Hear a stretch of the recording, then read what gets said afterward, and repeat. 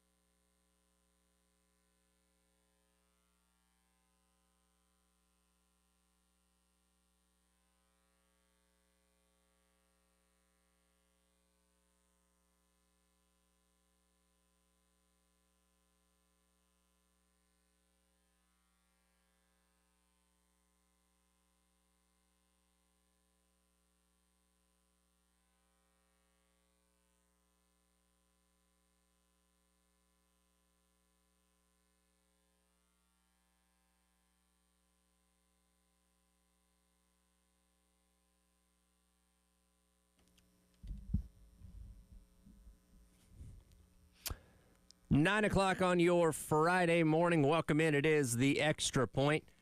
Tyler Head along with you for the second day in a row. Our guy, Joe Machika, filling in today for Jack Veltri. And oh boy, do we have a lot to get to. Last night, the first round of the NFL draft.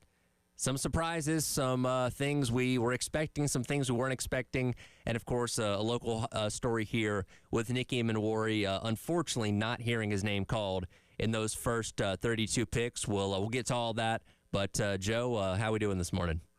Doing well, Tyler. Doing well. Appreciate you having me on. As always, again, joining you, for a little bit extended time, filling in for Jack this morning. So super fun. Looking forward to getting, the morning rolling and talking about some NFL draft stuff. Plenty to talk about. Nicky Manwari, obviously, as you mentioned, unfortunate stuff. We thought for sure he was going to go in the first round, but yeah, excited to chop up all the takes from the NFL draft and whatnot. We'll dive into all that and so much more in just a second, but it is 9 o'clock. And got to kick things off with our Sandstorm Pick-Me-Up. Time to get hyped. Here's your 9 a.m. Sandstorm. Sponsored by George Sink Injury Lawyers. Just call all nines.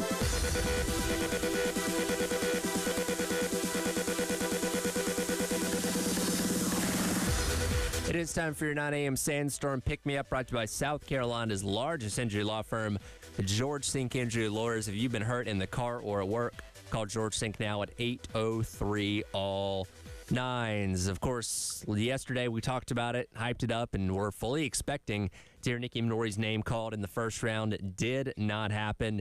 There comes a point when, especially for a guy that's kind of projected to go to the middle to back half of a round, when you have a certain team that you feel like is a really good shot at landing him, and they pass on him, then you say, okay, that's probably the point where he was going to go. And for me last night, when the Ravens went and selected Malachi Starks, who ends up being the first safety off the board over Nicky Manwari, I kind of thought, okay, that's probably his best shot of being a first-rounder. I know there was maybe a chance the Bills could have gone safety. They didn't. They went with Maxwell Harrison at cornerback instead. And, unfortunately, Nicky Manwari going to have to wait until probably not long tonight, but tonight to hear his name called in the draft. Yeah, for sure, Tyler. He's definitely going to get picked in the second round. Unfortunate that he slid out of the first round, but I would say Nicky Manwari is not the biggest name that slid out of the first round. So not a whole lot of people are paying too much attention in watching him, being like, oh, he slid out of the first round. I think a lot of that attention's gone to Shedeur. But, it's unfortunate, and, it's just a contract thing, right? Like, it's just a money thing that he slid out of the first round. He's going to get paid a little bit less, which stinks. But, yes, for sure to hear his name called here on day two. Yeah, and of course, yesterday we hyped it up and fully expected him to be a first-rounder because that's what all the prognostications were telling us. And, again, he went out there and did a phenomenal job at the NFL Combine, had one of the best combines anybody had ever seen, and we thought for sure, okay, that's going to lock him up as a for-sure thing first-round pick. And I think this goes to show you that as much as we love to read what the Mel Kipers and the Field Yates and all these, draft experts have to say, at the end of the day, the teams are the ones that have to make these picks. And you can project and project and project, but it comes down to need. It comes down to what's been drafted ahead of you. And unfortunately for Nicky Nori, he ends up not being the first safety off the board. Yeah, exactly. What you need, what's been drafted ahead of you, and then also, I mean, I think teams like kind of looked at it and thought like, maybe we can get him in the second round, right? Why burn a first round pick when not a whole lot of other teams are rushing up to get him? So it's also the game of that. It's like, when can we get him? When can we get better value getting somebody else here? And so, probably a matter of that as well. Like, hey, if we can get Nicky in the second round, like we're going to get the steal and like have everyone talk about how, we had the sleeper in the draft and saw that one coming from a mile away. And of course, I think there's kind of a blessing and disappointment as well. Because again, if you saw Nick was at his house and there was TV crews there and tons of people and all that kind of stuff waiting to see him hopefully go in the first round. He had all the hats laid out on his table. And, it is disappointing to not hear his name called ultimately. But think about the hundreds, if not thousands of guys that are draft eligible that are just hoping to be drafted in general or get an opportunity as an undrafted free agent. So to be in a situation where you're disappointed that you didn't go in the first round, and yeah, I know there's a money difference between the first round and the second round, but he's not going to be hanging around too much longer tonight before he finally hears his name called, and he's going to have an opportunity to slide in to be a starter right away on whatever NFL team ends up drafting him, and that's something that the vast majority of guys that are draft eligible don't have the opportunity to say. Yeah. Absolutely, Tyler. I think he's going to make an instant impact wherever he goes immediately. So that's huge. It's big for Nick. I think that was always in the cards of him going to be able to make an impact right away. So it'll be interesting to see where he winds up going. Obviously, a couple teams is still in need of a safety. But yeah, the top of the second round is really really heavy on teams that need defensive backs. So it'll be interesting to see where he winds up. And I thought, had people out there reporting on it. Jordan Kay of the state newspaper was there, and he put up a really cool video that after the draft had ended, and Imanori knew that he wasn't going to be going his first rounder. He went around, hugged everyone, shook their hands, all those kind of things, thanked everyone for being there seemingly. And there is I wouldn't blame anybody for being upset, and obviously, hey, I'm going to go sit in my room and not talk to anybody and all that kind of stuff. But It was neat to see him handle it that way. And again, he knows he's going to be getting drafted coming up tonight. So it's not like, oh my God, am I going to get picked at all or something along those lines. But it was cool to see the way he handled it, took it with stride. And again, it's going to get his name called pretty early tonight. Yeah, absolutely. I agree. Tyler, again, it's a pure class, from Nicky. And again, it's in those moments that show, your true character, right? You could have very easily, just been disappointed and emotional that he didn't go in the first round, and nobody would have blamed him, right? But to be able to, again, thank everyone for being there and just show some maturity of Nicky and the reason why he's in the position he is, as a junior, right? Like, the reason why he's on track to get picked in the second round of the NFL draft shows a lot of maturity, everything like that. So yeah, just it checks. Is not until Kevin Winston from Penn State at 25. So by and far, he's projected to be the next safety off the board. And again, it comes down to team need, and especially when you get in the second round of the draft, you look at what teams took in the first round, look what the priorities are and all that kind of stuff. So I'm not saying he's going to go out there and be the 33rd pick overall, but I would imagine by the time we get to 40 or 45, he's probably gone. Yeah. I would say that's almost a guarantee, Tyler. Somebody's gonna either jump up, trade up, maybe, and again, teams right in that slot are the ones that need them. So for sure, going in the second round, I don't see him slipping any further. Yeah, and as we discussed yesterday, you would have joined a very exclusive group of guys at South Carolina that went in the first round that had only been 16 prior. Of course, Leggett being the previous one a year ago. So you don't get that opportunity. But again, you're going to be the first Gamecock off the board. Maybe in the same round as TJ Sanders. We'll have to see. But again, you wish Nicky Morey the best because he just seems like a good guy. And we can't wait to see him play at the next level. And I know people may bring up a thing like, hey, did sitting out the second half of the bowl game cost him being a first rounder? No, I don't think it did. From what we understand, I don't think that was too big of a deal on teams' minds when it came to looking into Nicky Minori. So I don't think you should read into that as being, hey, if he didn't sit out the second half of the bowl game, he's definitely a first round pick. I don't think that's the case. Yeah, no. Tyler, I completely agree with you. As we talked about yesterday, the other guy who did that in college football last year was the number 1 overall pick. Yep. So I think it has nothing to, with sitting out the second half. And I mean, Cam Ward's was sudden too. And even though Warriors was planned, I guess in his mind, but a little sudden, but still, I agree, Tyler. I don't think it was the reason why, he fell into the second round. I think it was just a need thing, right? Like teams saw that, hey, we can probably go get this guy in the second round, maybe save a little bit of money and then watch, or, when he explodes into, a tremendous player, we get to look and say, like, hey, look at how draft savvy we were, wait until the second round to pick this guy and, saving all this money and all this stuff. So it is what it is, Tyler. They were in love with him long before, Eamon Where he did what he did at the Combine, and they didn't want to stray from that. And, yeah, Eamon Warey's numbers are great and all that kind of stuff, but for whatever reason, they feel like, Malachi Starks is that perfect fit with Kyle Hamilton in the secondary there in Baltimore. So they decided to stick with him. And again, it sucks here locally, but you don't fault the Ravens for also picking up a guy that is a very good safety in his own right. Yeah, absolutely. And I mean, I think if you look at the Ravens too, their defensive backfield, you've got Marlon Humphrey, you've got Kyle Hamilton back there.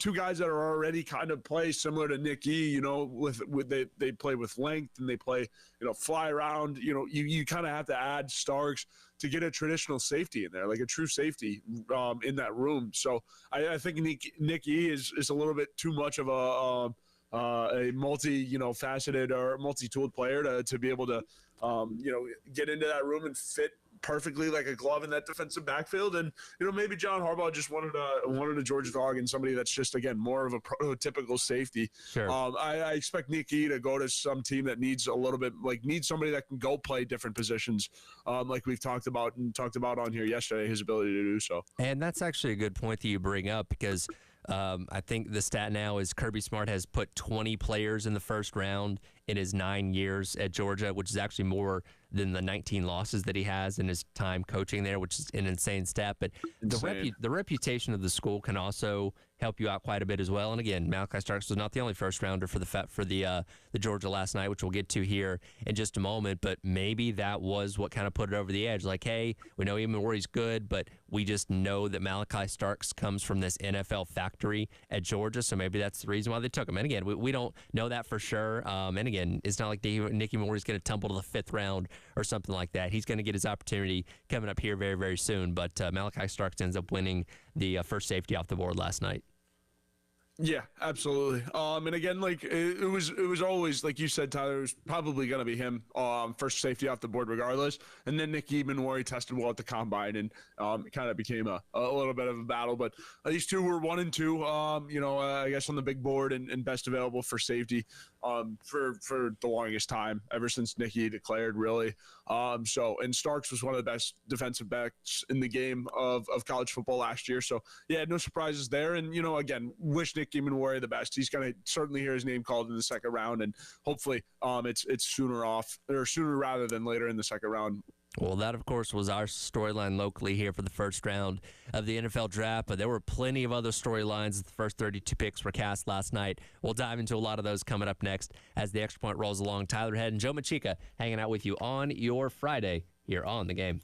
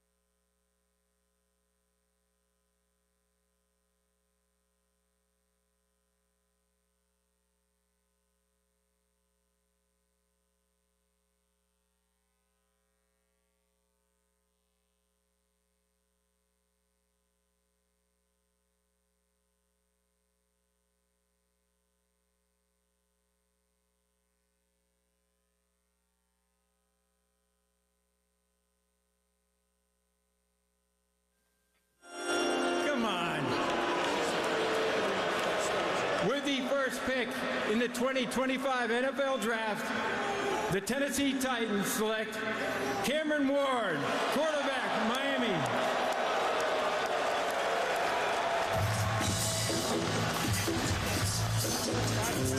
Welcome back in. It is the Extra Points Outhead and Joe Machika hanging out with you on your Friday here on The Game. That was the start of the NFL Draft last night with Roger Goodell taking in his usual boos from the crowd. I love the come on that he threw in there, like, come on, guys. Yeah. How long have we been doing this? But Cam Ward, as expected, goes number 1 overall to the Tennessee Titans. And we'll get into Shedeur Sanders more specifically in a second.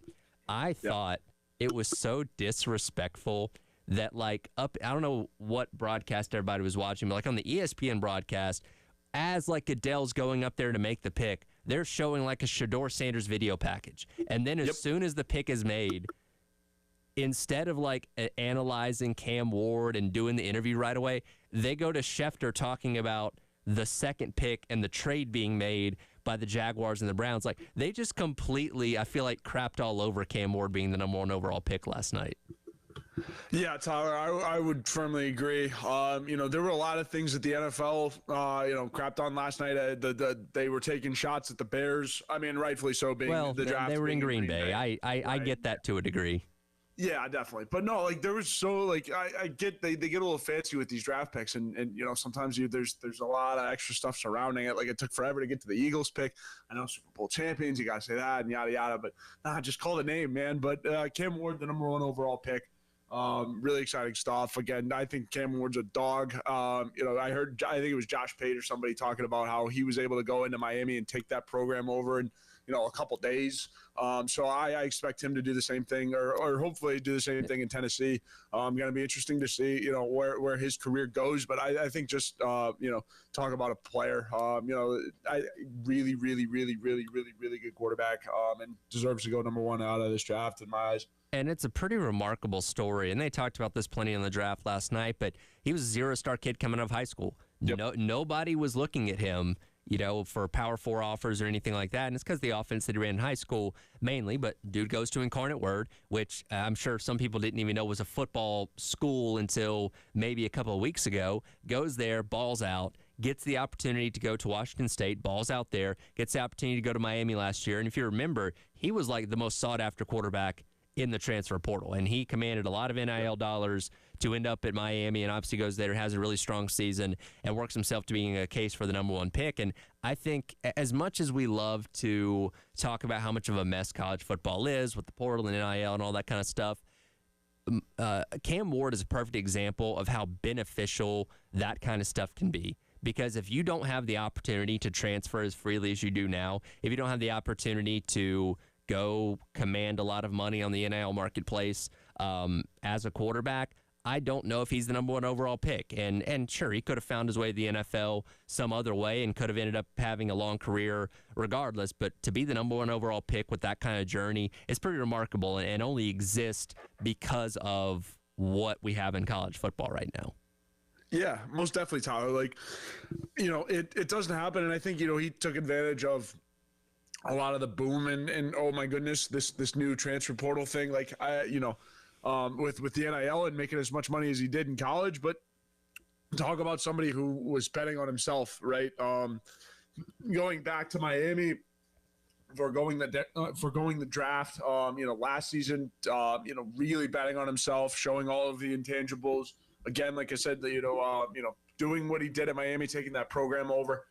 Very quickly, showing that he's a leader very quickly, and just, controlling his ship, right? Being about everything that he's been about, like backing up his game. It's a lot of things, or it's we hear coaches talk about that, like, a lot of times, like, it's like, if you think you're like, a lot of guys will jump in the portal and stuff like that, but be like a man of your word, right? Like, back up your game or what you say you're going to do right before, like, so, and then Cam Ward, perfect example of that. Yeah, and look, is he a perfect quarterback? He's not. He does have some areas to improve. He holds on to the ball for a long time. He puts the ball in harm's way at times. And when you're playing with a talented roster like Miami had last year, that can kind of be covered up a little bit. But obviously in the NFL, those kind of inefficiencies will come to a head. So I do wonder what that first season is going to be like. And look, there's no question. He's going to be your starting quarterback day one. You're not going to start Will Levis over him or whatever. Like, he is your guy,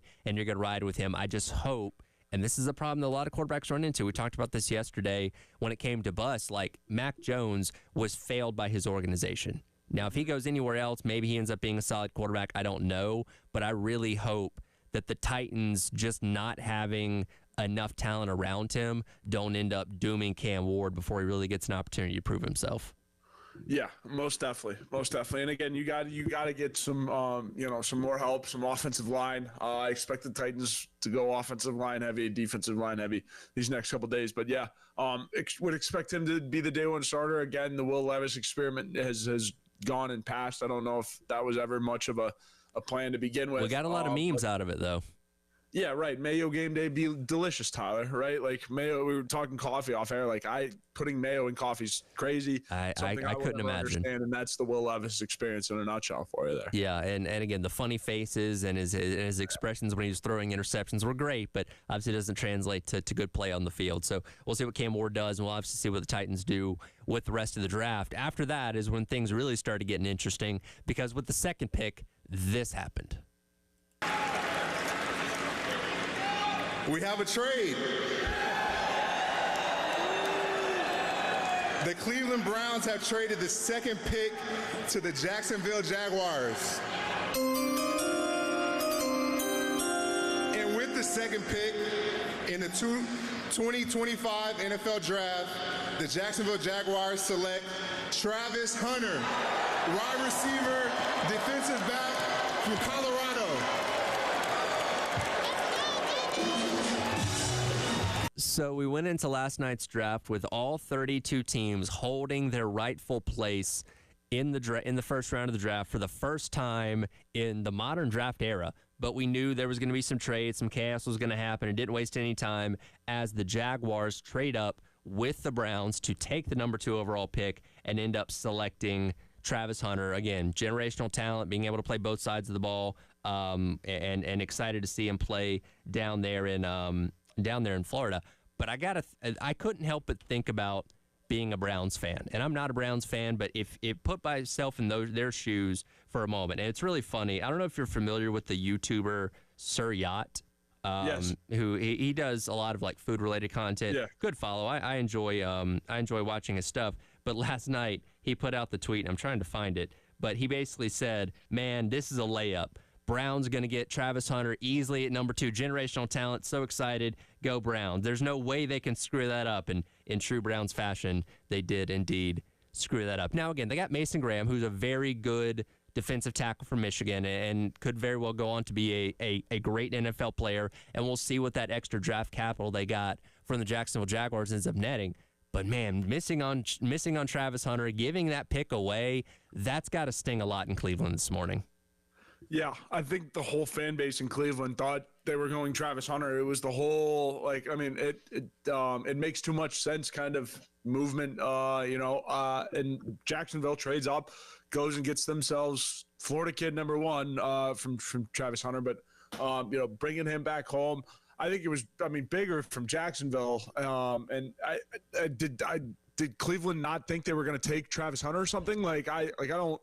That's usually a guarantee that you get on the phone before you make that trade. Like, oh, yeah, we're going this way and whatever. So Mason Graham's certainly a talented player. It's unfortunate that he's a Michigan man. Yeah. I think about this, and again, this isn't the reason why you should draft someone, but if you're the Cleveland Browns, your fan base is already probably has a love-hate relationship with you anyway.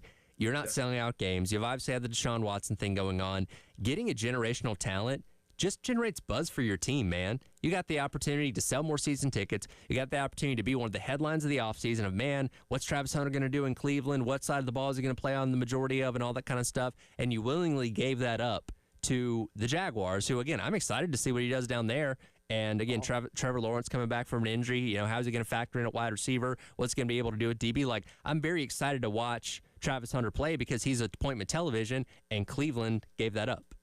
Yes. Absolutely. And imagine when he goes to Clay, I'm sure there's going to be they didn't necessarily pass on him, right? Because they Jacksonville traded up. So technically the only team that passed on Travis Hunter is Tennessee. But I mean, yeah, like I don't know, like it is must see television. I think like I was talking to people about it last night, and I was saying like I think it's going to be really, really, really hard for this kid to fail. Now, granted, like it's certainly possible. Like anybody, like we could see Travis Hunter be a bust. It's certainly within the realm of possibility. But I think just with the way that he's handled himself at Colorado and the way that he's been and showed like on and off the field for the most part, shows that he's going to be a long tenured NFL player, man. I'm looking here. I do not believe the Browns and the Jaguars play each other this year, so I don't think we're going to get the drama of, hey, here's the team that decided not to pick Travis Hunter, and then he goes out there and torches them for $120 through the air and then grabs a pick or something like that. So I don't think we're going to get that storyline, at least this year. Yeah, it would be a huge day in fantasy for Travis Hunter, and I'm wondering how that's going to work out next season too. Like if he's playing on the defensive side of the ball, like are you going to get points for the interception? Like that is a really good question. Yeah, like because I'm sure like there was the Dion rule back in the day. Sure. A little, but like I don't know. This is the first time my generation has experienced anything like this. So let's see. Travis Hunter though, Jacksonville, good pick. Well, we'll have to see. You mentioned Dion. His son was a major headline last night as well. We'll get to that coming up next, as well as other draft headlines as the Extra Point rolls along. Tyler Head and Joe Machiko on your Friday here on The Game.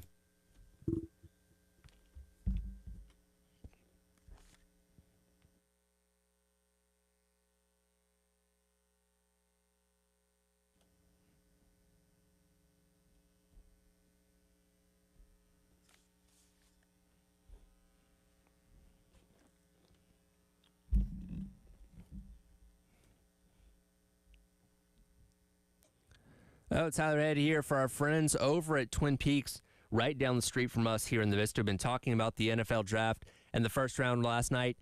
6 more rounds to go, starting tonight at 7 o'clock, and you can catch all of those picks this weekend with our friends over at Twin Peaks. Park yourself there, take in all the great action from the NFL draft, but doesn't just stop there. You've got NBA playoffs, you've got NHL playoffs, you've got Major League Baseball going on right now, college baseball is going on, the Gamecocks are on the road this weekend taking on Kentucky, so there is truly no better weekend I can think of than this weekend to just go down to Twin Peaks, park yourself on one of the bar stools or one of the tables, take in all the amazing sports action, grab yourself some food, get one of those 29-degree draft beers, and just have a phenomenal time because there's no better place to enjoy all the great sports action and have a good time than with our friends over at Twin Peaks right down the street from us here in the Vista.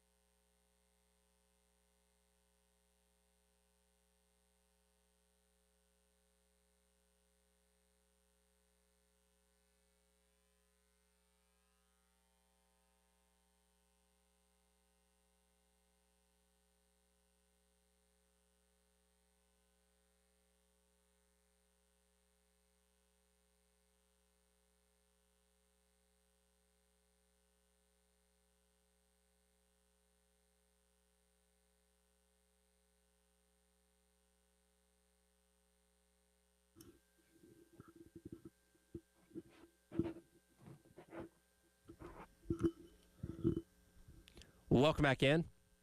It is the Extra Point. It's our head and Joe Machika hanging out with you on your Friday here on the game. We'll let you know you've watched football at Williams-Brice Stadium. Now you have your chance to play golf inside of it. Upper Deck Golf is coming to Columbia May 9th and 10th. You have a chance to win a VIP 4-pack if you go to 1075thegame.com's or 1075 The Game's Facebook page and upload pictures of you at a game at Williams-Brice Stadium. We will notify the winners of that coming up on Tuesday, May the 6th. So go in 1075 The Game's Facebook page for your chance to win tickets to Upper Deck Golf at Willie B on May 9th and May 10th. Continuing to unpack what happened in last night's NFL draft, the first round, perhaps one of the biggest headlines, and gosh, I'm looking up at ESPN right now, and they're talking about it as well, Shedeur Sanders not being a first-round pick. And if you were watching the draft last night on ESPN, which I prefer to watch like the college game day version on ABC because you got Herb Street and Desmond Howard and Nick Saban now, who are giving breakdowns of guys that they've watched every single week in college football. I find that a little more insightful than what ESPN does. But if you watch on ESPN, Kuiper about had an aneurysm about the fact that Shedeur Sanders was not being drafted. And when the Steelers didn't take him, it was like, okay, probably not going to be a first-rounder. But then when the Giants traded up, you thought, okay, here it comes. And they went with Jackson Dart instead. Yeah, Tyler. The Giants, man. Jackson Dart going that far ahead. I mean, I guess the better quarterback's certainly in the situation. But yeah, just mind-boggling stuff from New York. And I as Shedeur from wearing the Giants cleats and everything like that, like, I don't know, man. Like, is he really that good of a player? No, not necessarily. But he's Deion's kid, so we pay attention to him, and the national media pays attention to him. So I don't know. I mean, I think is he going to slide further down into the second round? We'll see, because the Browns have 2 picks right there to start the second round off. So I personally think he's going to be picked quickly in the second round by Cleveland there, but we'll have to see. It's one of those things. I think about it like this. Is Shedeur Sanders a quality prospect? Yeah, absolutely. And he's going to have the opportunity to play somewhere. I don't know where that is, but he's going to get the opportunity to play somewhere. But I think about, like, let's just say the Giants, right? As they're getting ready to make this pick, like, okay, we've got Russell Wilson, we got Jameis Winston. We don't need a guy that's going to come in and start right away. We're going to need somebody we're going to have to develop a little bit and get up to that point. If you're looking at Jackson Dart and Shedeur Sanders, who are similar type of prospects, and again, I'm not inside the head of Brian Dable, you can't help but think that they're looking at saying, okay, if we get Shedeur Sanders, yes, similar prospect to a Jackson Dart and somebody that we're going to develop along and all that kind of stuff, do we want the media circus that surrounds him with Deion and all that kind of stuff? And look, Deion's got his own thing going at Colorado, so I don't think he's going to be in the facility at East Rutherford or anything like that. But nevertheless, you draft Shedeur Sanders, you bring headlines, you're going to be constantly getting asked questions about your third string quarterback and all those kind of things. And I can't help but think that does possibly factor into making a decision like that at the end of the first round. Yeah, Tyler, I completely agree with you. He just comes with a little bit of baggage. That's all. Like, and even though Shedeur's handled everything himself, from what I've my understanding of it, from seeing a little bit, hearing a little bit, just is like, Shedeur's handling, a lot of this draft stuff himself now. Again, Deion's just, he's got a voice. He's got a very loud voice. So if, Shedeur starts to feel like he's a better player or should be getting reps or something like that, like, that loud voice, or the voice behind the megaphone in Colorado, is going to start screaming, and it's going to get loud, and there's going to be added pressure and heat to your team, like you were saying, Tyler. So I agree. I think, it certainly had something to do with it. And, again, it's a lot of heat for your, third string quarterback, like you said. So, if you look at Shedeur as a player too, he's a risk taker, right? Sure. Like, it just, everything on his brand is just kind of, on par with that. So I don't, you're going to go get the flashy player. If you're going to go get the flashy player, you're going to have to wait on him. He falls in line with what I consider to be phenomenon quarterbacks, like Tim Tebow, like Johnny Manziel. And look, Shedeur Sanders has a lot better pro upside than those guys. And I think he's going to have a successful career somewhere. But when you pick those guys, there's so much more that comes with that. And if you're completely undeniable as a quarterback, then yeah, of course, we're going to go ahead and take you. And I look at Cam Newton being selected number 1 overall by the Panthers in 2011. Phenomenal player, but also has a lot of things going on about him getting the money at Auburn, and he has this flashy personality and all that kind of stuff that you're getting with picking him. But he was undeniably the best player in that draft and the player that the Panthers needed. They made the pick. It was obviously the right pick, and ended up leading them to a Super Bowl. Shedeur Sanders is not that undeniable, though. Shedeur Sanders does have questions in areas where it's like, okay, do we want to bring this guy in and have to deal with all this other stuff, or do we feel like we just make a safer pick going with somebody else that's similar to him that's not going to bring as many headlines? Yeah, no, honestly, Tyler, I agree. And, we talked about development, with Darden and even Cam Ward. Like, Shadeur's got plenty of development to work on himself. So, he's not going to be the guy that you go to and be like, all right, hey, you're the starting quarterback, unless he goes to, a team that, their quarterback room is, desolate, right? You're seeing tumbleweeds, kick across the floor of the quarterback room. You go get Shedeur if that's the case. But I mean, if you look at Jackson Dart, like he's getting, like you mentioned, drafted into a bountiful room of experience, and Jameis Winston and Russell Wilson, two separate, different characters, but guys that have seen a lot of football, right? So I don't know. It's going to be big for Shedeur to get into a room and just start adjusting and learn how to be a pro. I mean, I think his dad was a pretty good pro. Just in that, and we see it a lot of times when former players' kids, get into the league, they handle themselves really well, like they've been there before almost. Yeah, and similar to Nicky Minori, I don't think he's going to have to be waiting around too long tonight to hear his name called. Somebody's going to give him an opportunity. And again, going in the second round, you're likely going to be going into somebody's, situation is likely a backup and developing and all that kind of stuff. And I think that's the best situation for him. Because again, if he would have gone to the Steelers at 21, he's probably going to have to be thrust out there pretty quickly, because I don't know how far Mason Rudolph is going to be able to take that team. So it may ultimately benefit Shedeur Sanders in the long run to go somewhere, sit, and develop a little bit, as opposed to being kind of a day one starter out of the gate at somebody with one of these teams. 100%, Tyler. Like that's where my mind was running, at least. Like, because if he went to the Jets, right? We were talking about the Jets yesterday, Justin Fields, and like what are the Jets going to do, right? If he goes to the Jets, and we've seen the recent fluctuations with the JETS Jets recently. And if Justin Fields is bad, like really bad, in a couple weeks, they're going to be like, oh no, we've made a terrible mistake. We can't do this. Like we've got to play like Shedeur. And then they thrust him out there too early, and then we see what happens with Zach Wilson and everything like that. So yeah, no, I completely agree. That's exactly where my head was at. Great minds think alike, Tyler. We'll continue to talk a little bit of draft here as we wrap up hour number 1, including what our teams did and what the Panthers up the road did that I think surprised some people. We'll dive into that and a lot more as the next couple of hours go along. It is the Extra Point, Tyler Head and Joe Machika hanging out with you on your Friday here on The Game.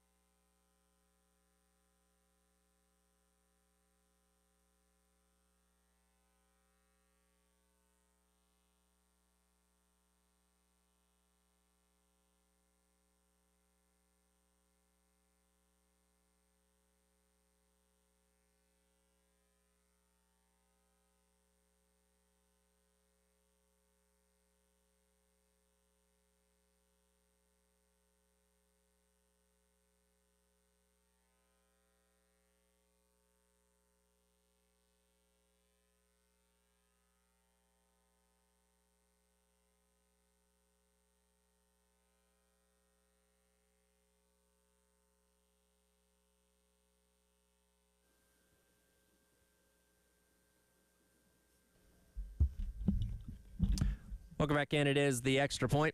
Tyler Head and Joe Machigi hanging out with you on your Friday here on The Game. Coming up top 10 o'clock hour, talking to our guy Corey Parson of the BetMGM Network as we run the numbers. We'll talk about some SEC win totals now that spring practice is wrapped up for pretty much everybody in the conference. Getting to that coming up at 10 o'clock. But continuing on with what was the first round of the NFL draft last night, and some teams did surprise a little bit in some of the picks and selections that they chose to make. And I'll go right up the road with the Carolina Panthers that, look, the Panthers need a lot of help in a lot of different areas.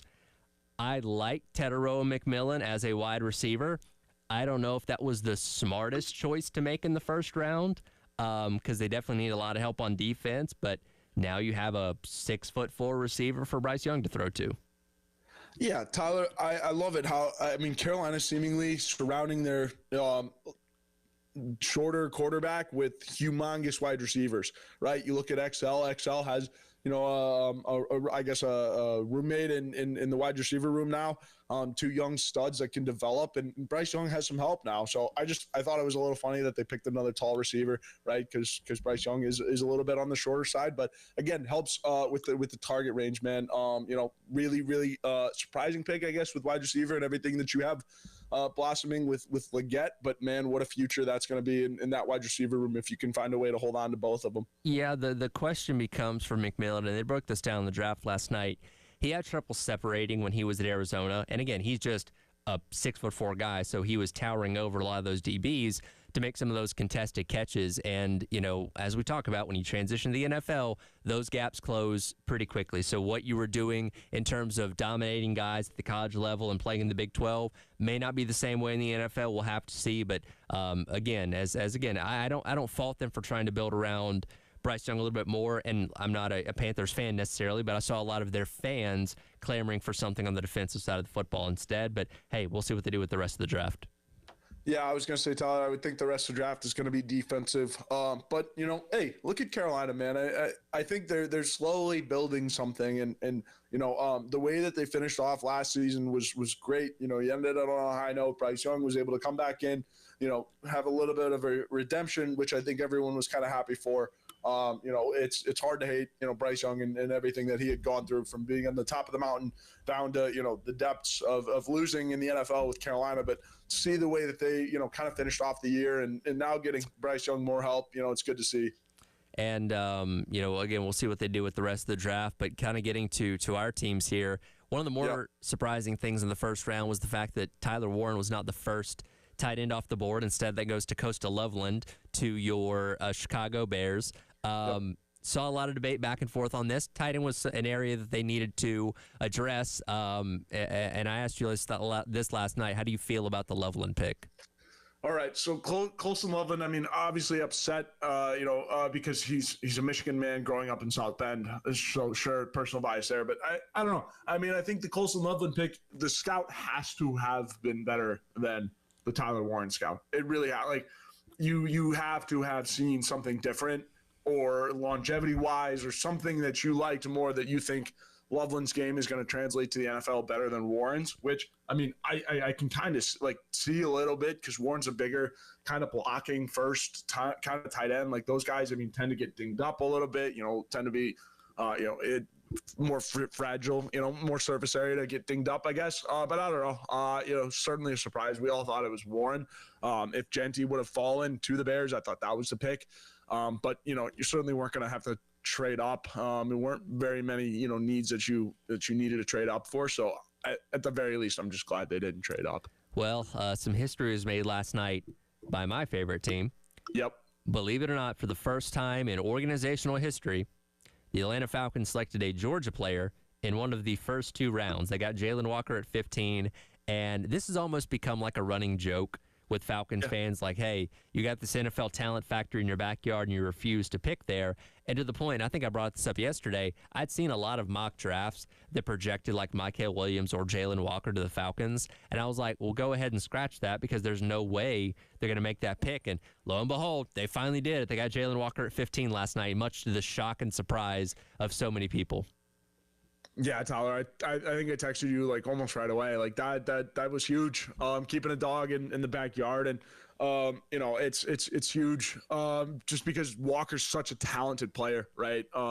Really can do things. I think he brings attitude, edge, and look at Arthur Blank, man, in the Falcons. Again, picking SEC caliber players like we were talking about. So it's big. I think he's going to provide a lot more edge to that defense and just aggressiveness. So happy for you to keep one of the dogs home and on your pro team. And they end up drafting James Pierce later on in the round. They trade up to get him, I believe, at 26 out of Tennessee, an edge rusher there. Do you know the last time the Falcons had a double-digit a player with double-digit sacks on that team? Do you know when that was? No, enlighten me. Vic Beasley, the Super Bowl year.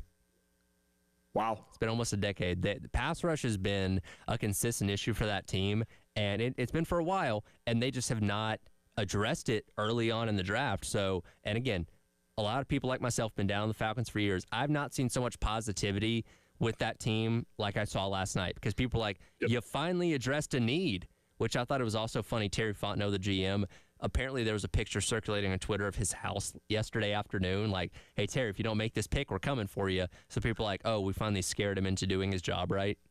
Nice. Yeah, I guess bullying works in pro sport. Unfortunately, it does. Yeah, I mean, I guess, but so that's big. I'm happy for you guys in Atlanta, the ATL. It's good because again, last year's draft was it's like, what are we doing? Well, right? that ended up working out though because we saw Kirk Cousins was damaged goods.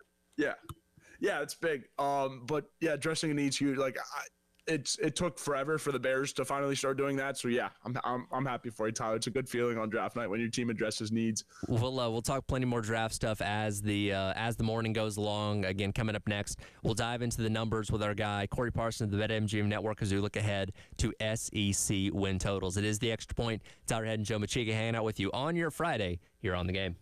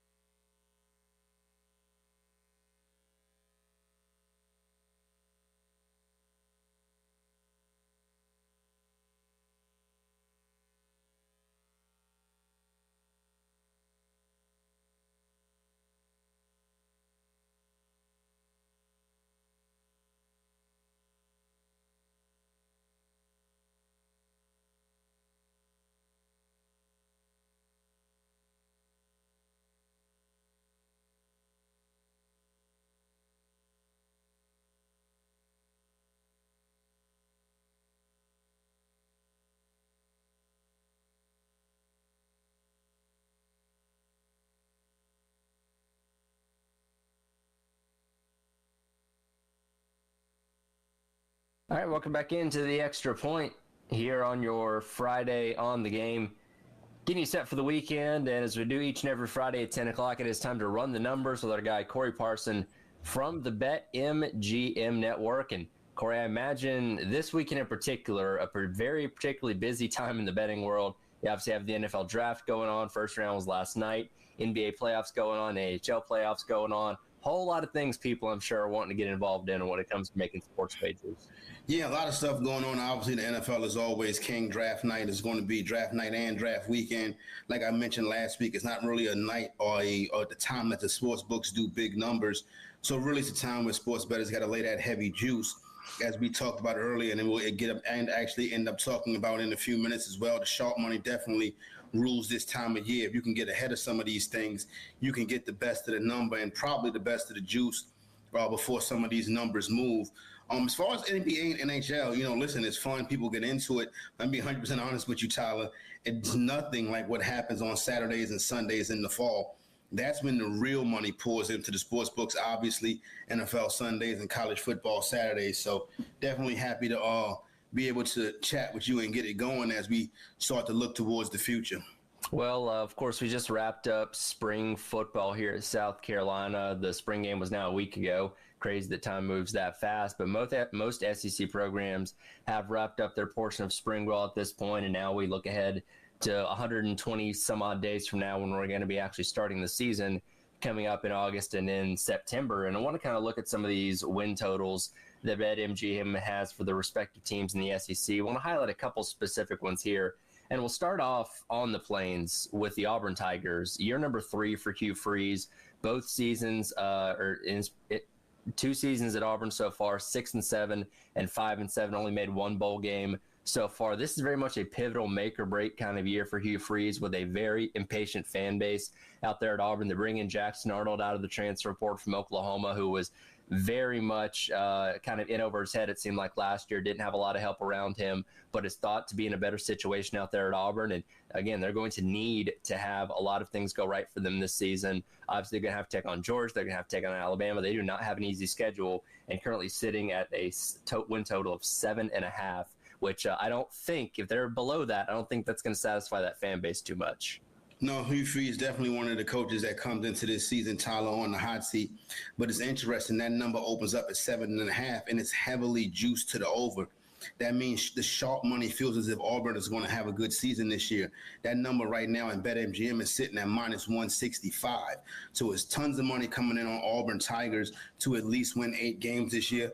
That number will probably move up to 8, meaning that you'll start to see some money come in on the under to kind of balance things out when the rest of the public gets into it. But the sharp money feels as if it's going to turn around for Auburn this year. You mentioned that schedule.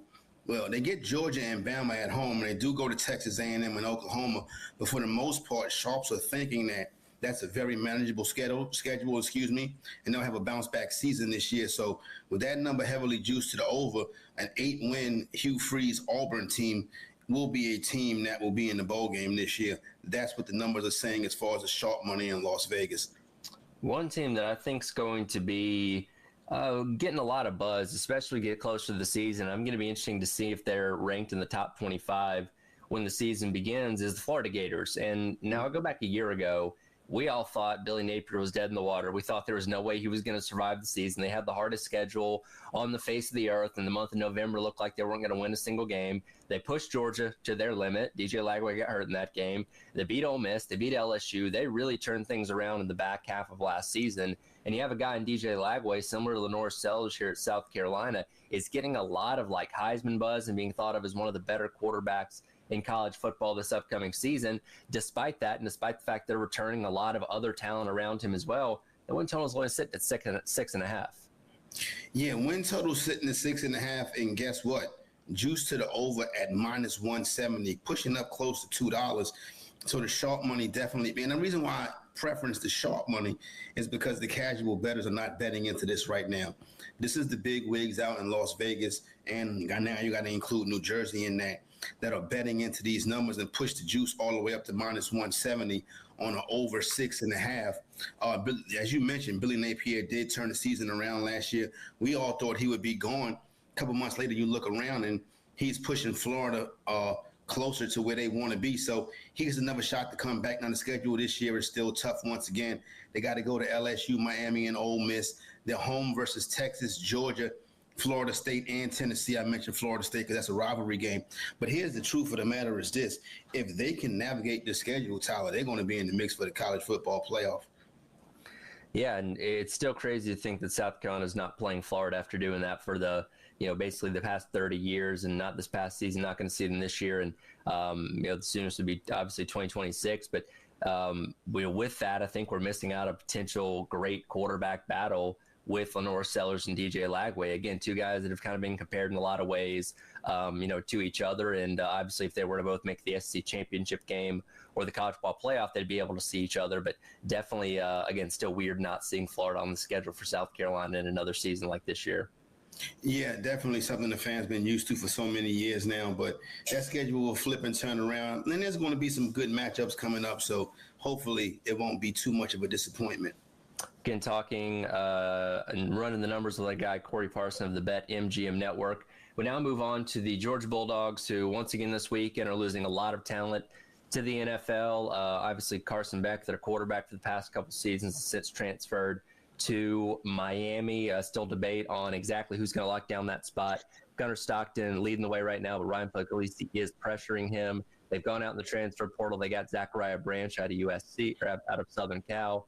They've got a lot of returning talent here, and they were a team that, despite the fact they won the SEC championship and made it to the semifinal or the quarterfinals of the college football playoff, they deemed this past year a disappointment and a bit of a step back.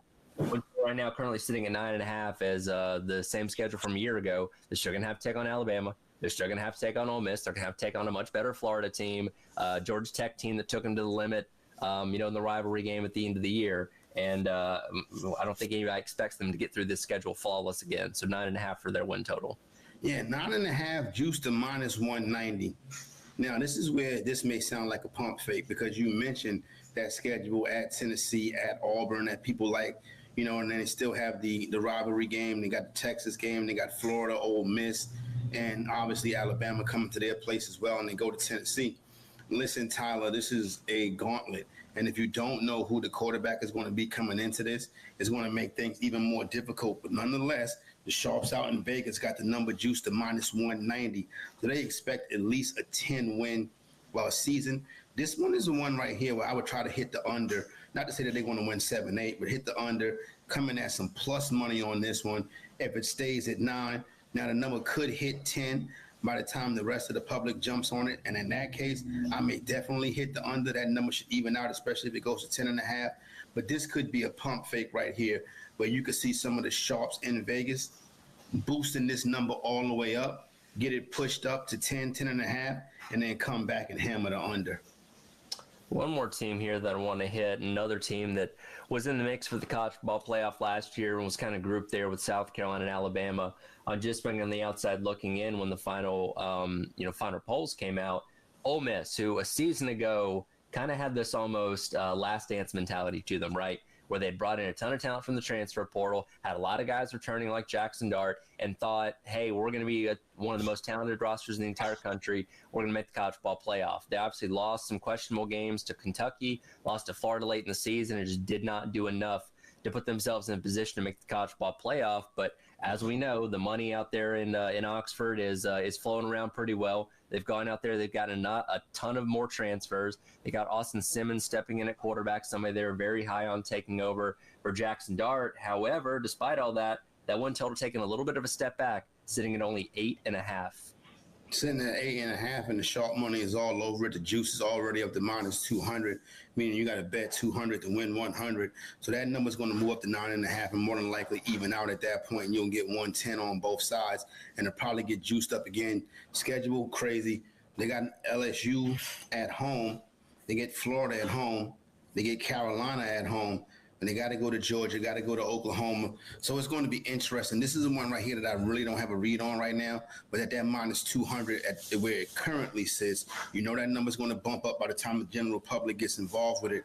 And then after that, Tyler, you'll get a better number at 9.5.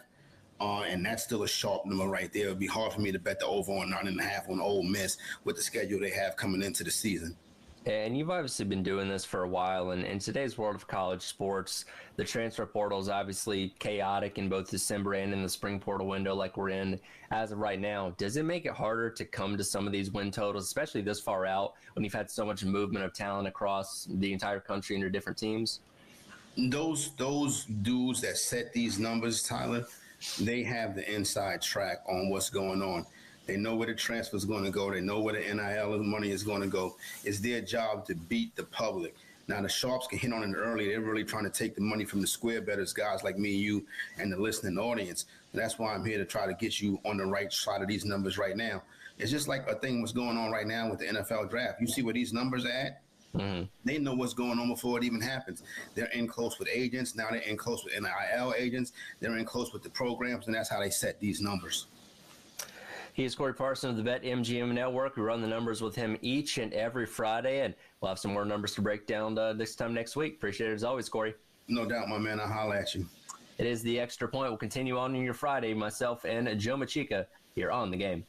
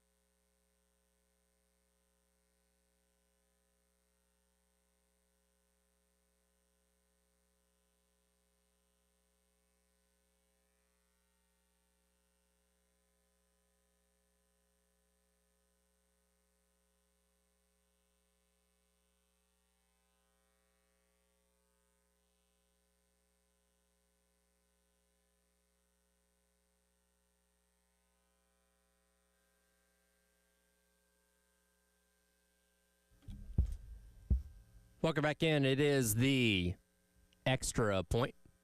Tyler Head and Joe Machika hanging out with you on your Friday here on The Game. We'll get to more draft stuff coming up in a little bit. Want to remind you, Gamecock Baseball back in action this weekend as they take on Kentucky on the road. Tonight, first pitch is 6:30, pregame at 6:15, which you can listen to here on The Game in Columbia, and 100.3 The Game out in Myrtle Beach. You can also obviously listen to The Game coming up tomorrow afternoon as they take on Kentucky at 4:30, and then Sunday at 1 o'clock. All that can be heard here on The Game in Columbia, as well as 100.3 The Game out in Myrtle Beach. Joe, I know you and I haven't got to talk a whole lot of baseball here over these past couple weeks, but we're all very aware where this team sits as of right now. Realistically, you got to win 9 out of your next 12 games to be in consideration for the postseason. Easier said than done, but the hope is not completely gone, and they did win the series last weekend against Ole Miss to say, okay, maybe they're turning a corner here. Yeah, Tyler, they might just be turning a corner, right? I mean, wins, at this time of year, especially in the situation that you're in, are crucial, right? You're going to take any win that you can get because, you're doing anything that you can to prevent this thing from going down historic routes of bad, right? So Kentucky, certainly you have an opportunity. You're on the road. So it's obviously going to be a struggle, but we'll see with this team, right? We're able to do some damage against Ole Miss. Unfortunately, couldn't sweep. Ole Miss had their day on Saturday, with Easter last week. But we'll have to see with this team. Certainly some matchups that you can build momentum with, but we'll have to see. I thought about this yesterday.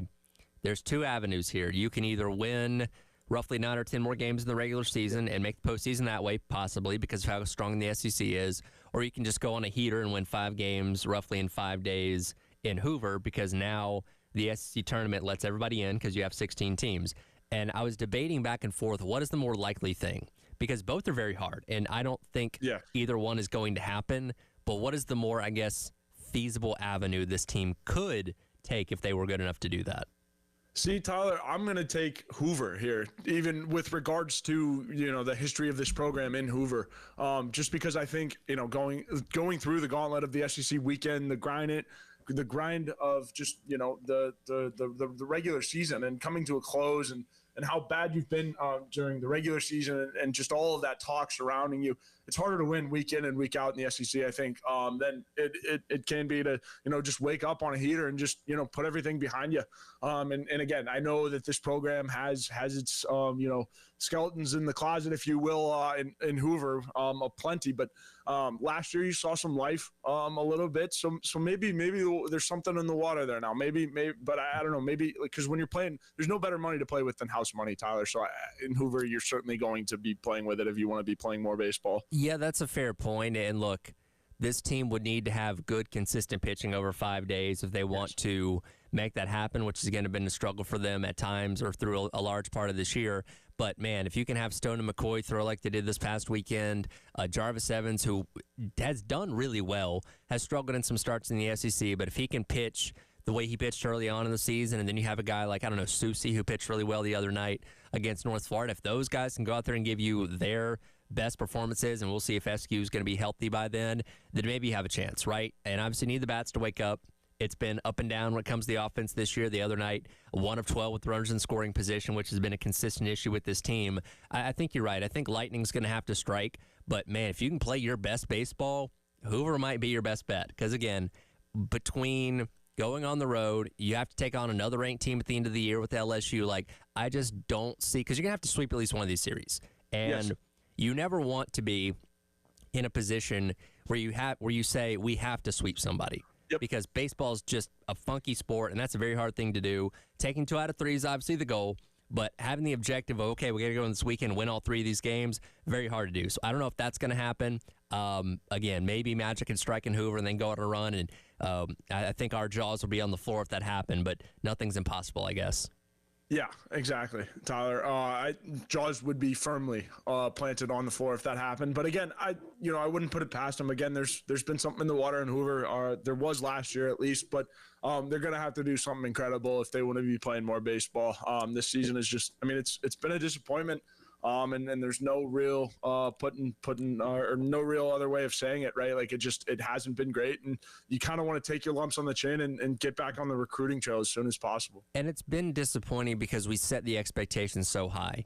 And Absolutely. look, if this was any other coach coming in here from a mid-major school or somebody else that didn't have the resume that Maneri had, I think we'd be looking at the season, obviously not great, being okay, but saying, okay, first year here, going to go through some ups and downs. Second and third year look to be better. But with Maneri, and we heard that from him right from the jump, like this was not going to be a rebuilding process. They expected to come in and compete right away. And as I've alluded to a lot, it seems like Coach Maneri was not prepared for how tough the SEC had become since he left. And he's reiterated that several times post-game after losing some of these series, especially the heartbreaking ones like Texas A&M, like, man, this league's tough. And that to me says in those couple years away, the league got even better, and he was not prepared for that as much as maybe he thought he should be going into the year. Yeah, absolutely, Tyler. Certainly a different game, within the last couple of years. And things have evolved, right? I think, as you mentioned, coming in, I thought they were going to, be able, or they thought they were going to be able to get more out of the roster than they thought.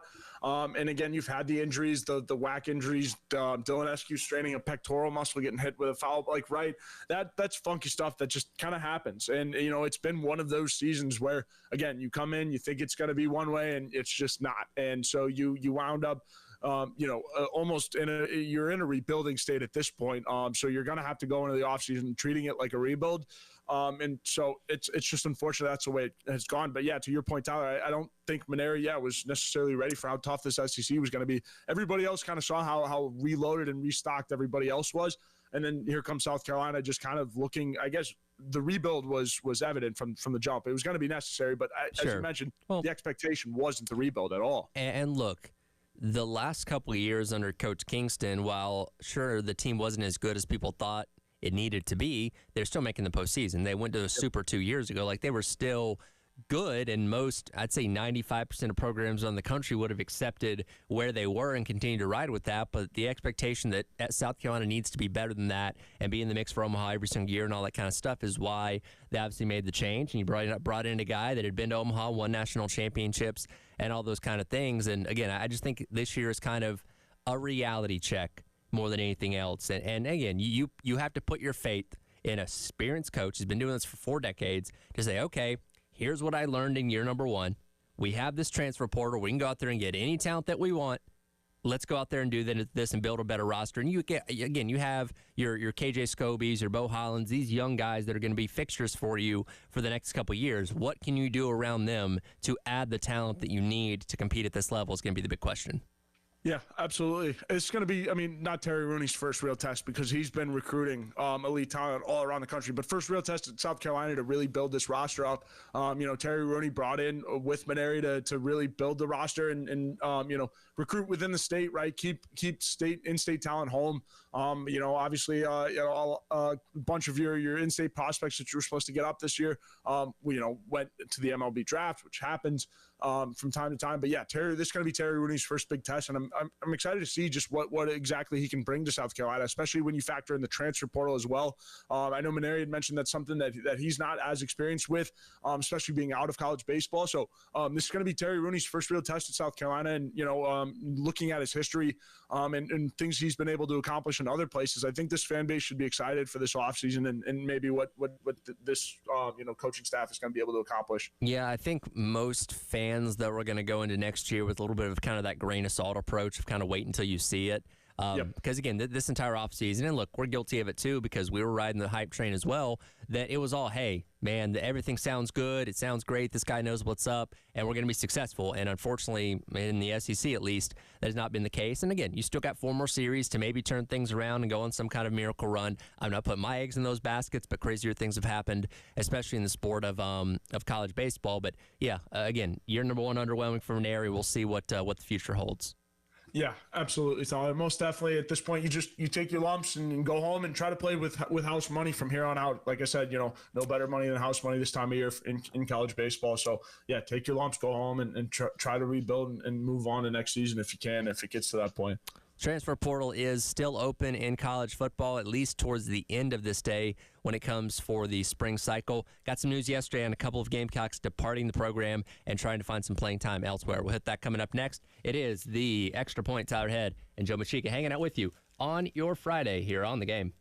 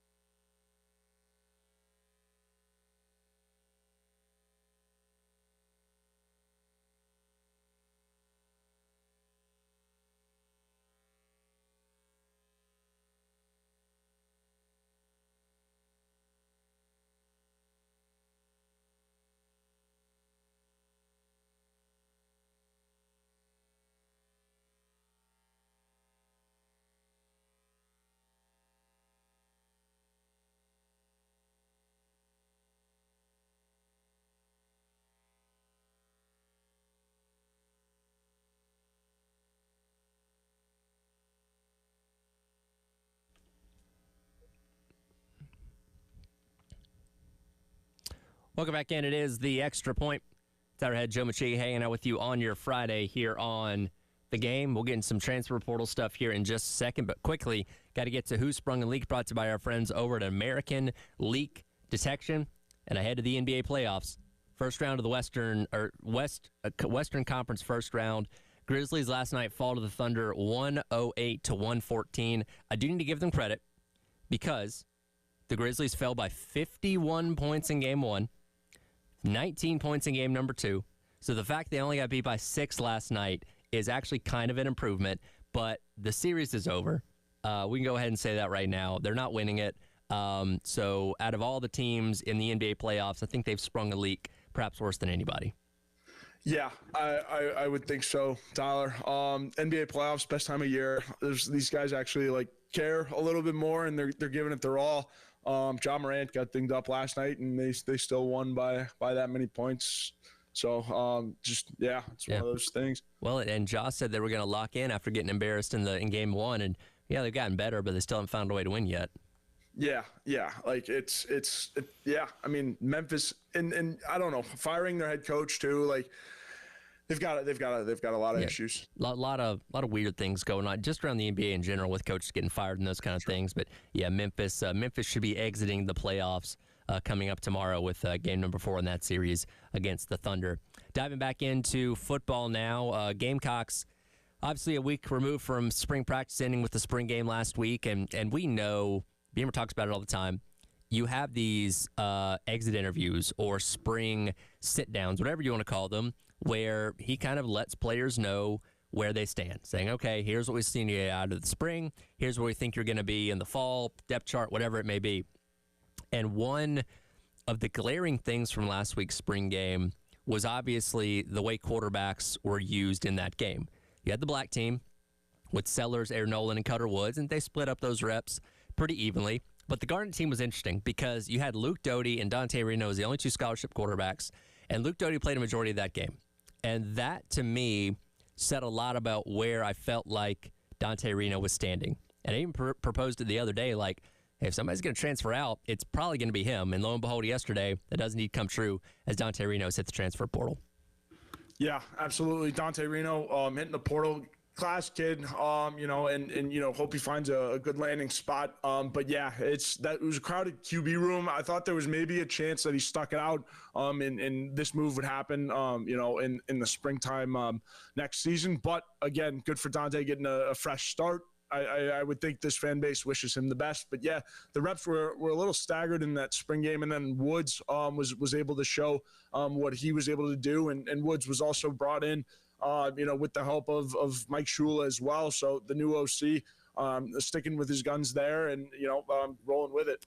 Well, and that's the thing is Dante Reno besides Luke Doty, out of the other backup quarterbacks, had the most experience out of all of them because he was already obviously here last year and did actually get to play in some games for whatever that was worth. So if you're putting yourself in his shoes, if you come in and you see that 2 young quarterbacks have already passed you in the mythical depth chart, if it's out there or not, then yeah, I'm like, all right, my path to getting on the field, because that's the thing, if you're, a wide receiver down the depth chart a little bit, you can say, okay, well, maybe I can rotate in. Same thing with most other positions. Quarterback, there's one quarterback on the field at all times, right? And more often than not, it's one guy outside of, situational packages and those kind of things. With a guy like Sellers, though, you obviously don't have that. So I don't see where Dante Reno saw a pathway to getting on the field anytime soon.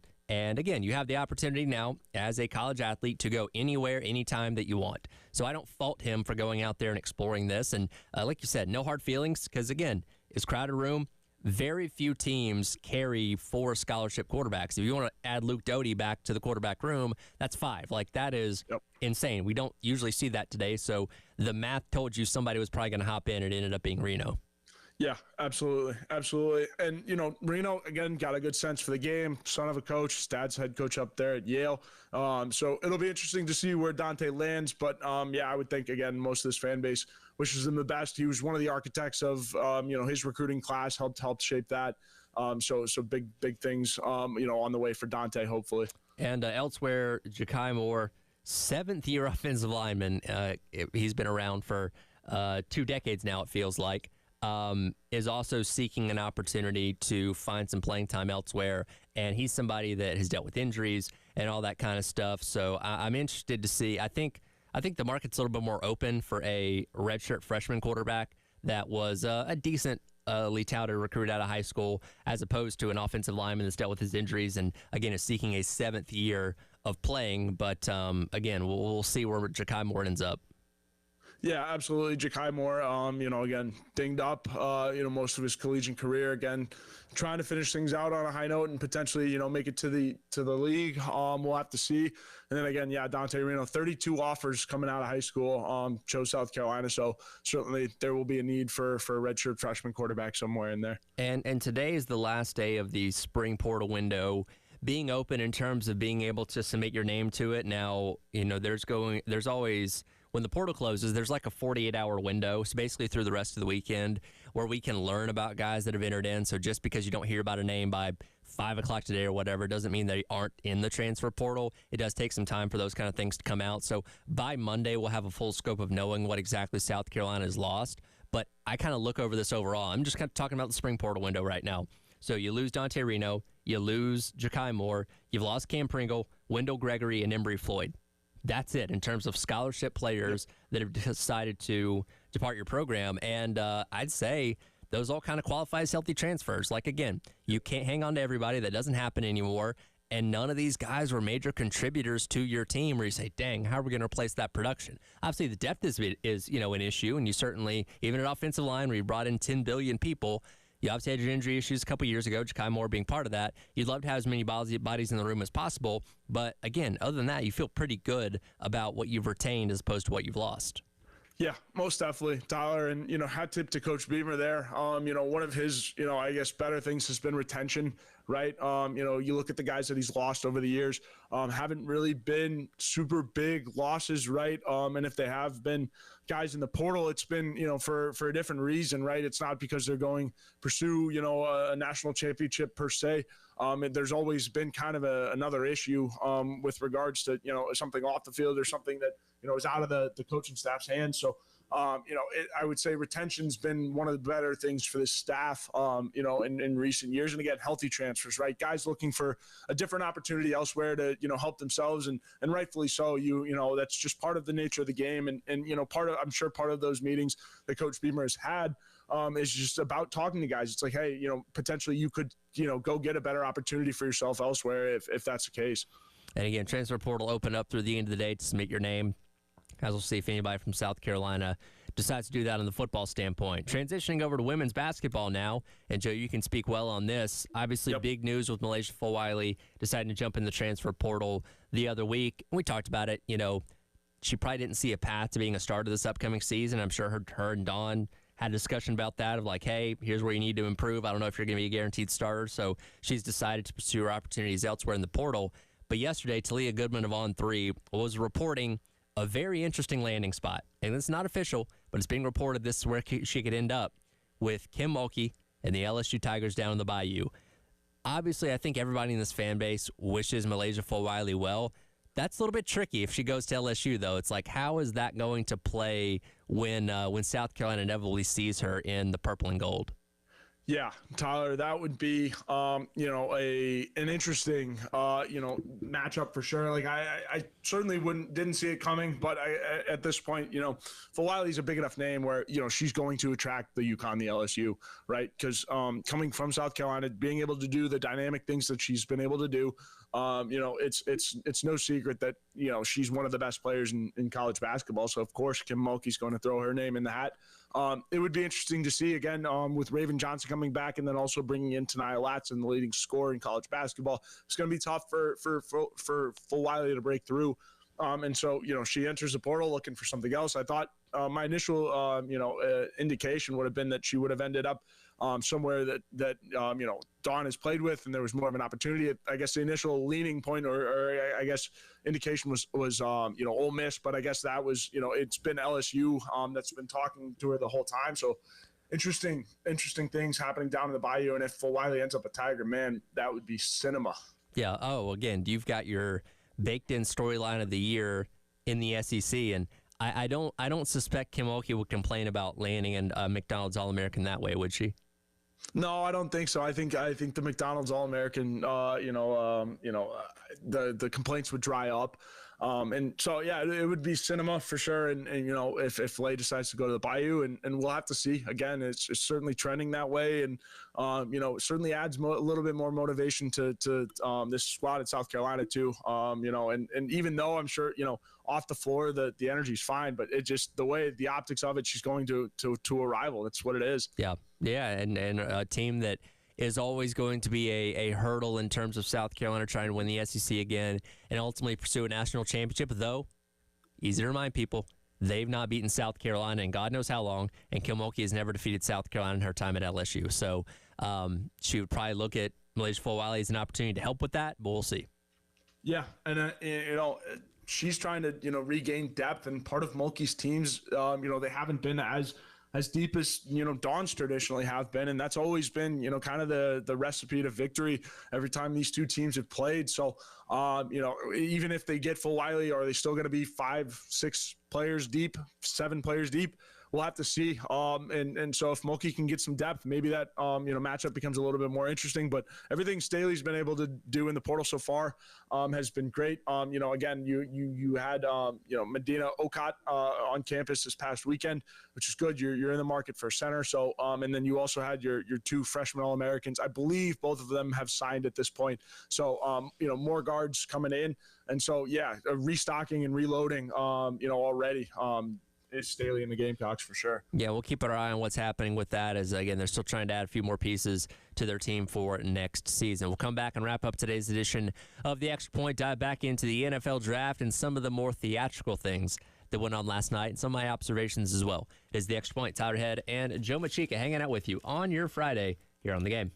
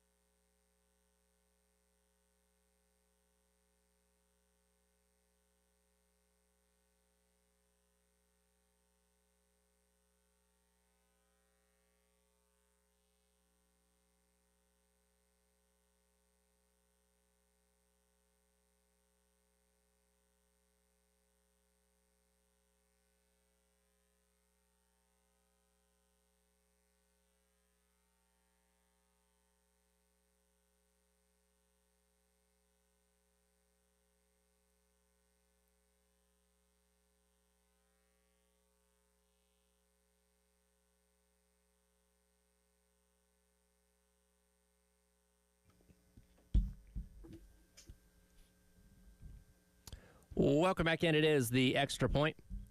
It's our head and Joe Machiki hanging out with you for a few more minutes here on your Friday on the game. Reminder, with baseball back in action tonight, another chance for you to win the Palmetto Citizens Federal Credit Union Grand Slam giveaway. $250 in the pot if a Gamecock batter can hit a Grand Slam tonight. It goes up by 25 each and every game. Go online to 1075game.com and register if you've not already for the Palmetto Citizens Federal Credit Union Grand Slam giveaway. Joe, as we kind of wrap up the show here, want to kind of dive back into the NFL draft stuff. And I know with the draft being in Green Bay last night, not the most fun for Bears fans. Probably didn't help when Clay Matthews started off the night by reiterating, hey, the Bears still suck, right? Yeah, no, it was not fun at all to be a Bears fan last night, especially because and you factor in the pick wasn't really as big of a name or Tyler Warren or necessarily what we wanted, but it's okay. Like, it's just one of those years. Caleb Williams was drafted, last year, so you pay the price for getting your franchise guy last year, and Clay Matthews is fine. Like, it's all right. Like, we I guess Bears fans have to or the Bears have to earn that, because Aaron Rodgers still owns us too, apparently. Yeah, I did think it was pretty funny the way they kind of laid it on the Bears when they were making their picks and all that kind of stuff. But that's rivalry, right? That's the fun thing about sports. And look, I'm sure there were plenty of Bears fans that made the drive up there to Green Bay. I still don't quite get the hype of going to a draft because, again, you're standing out there in what looked like kind of cold temperatures on a night where you're just hearing names called, and you don't get the analysis or anything like that. But hey, to each their own. I think that speaks to the machine that the NFL is, that they willingly got 125,000 people to come stand in a parking lot to hear names get called for 3.5 hours. Yeah, it's pretty impressive, Tyler. And again, like, shows you like the nature of Green Bay too. Like, those fans show up, and I think it's cool. Like, having the draft in different places, as chilly as it was. It allows for that effect for people to go out, experience it. If that's your thing. So like, I think it's cool, and Green Bay showed up for sure. And, one of the cooler football cities, and I have not been up to Lambeau, but, I know a bunch of people that have, and I hate to say that, it is one of the better atmospheres in football. We always have to talk about outfits when it comes to the NFL draft. You had some interesting choices last night. Was it, and I'm not good with colors, did Travis Hunter have on a pink suit? Is that what I saw?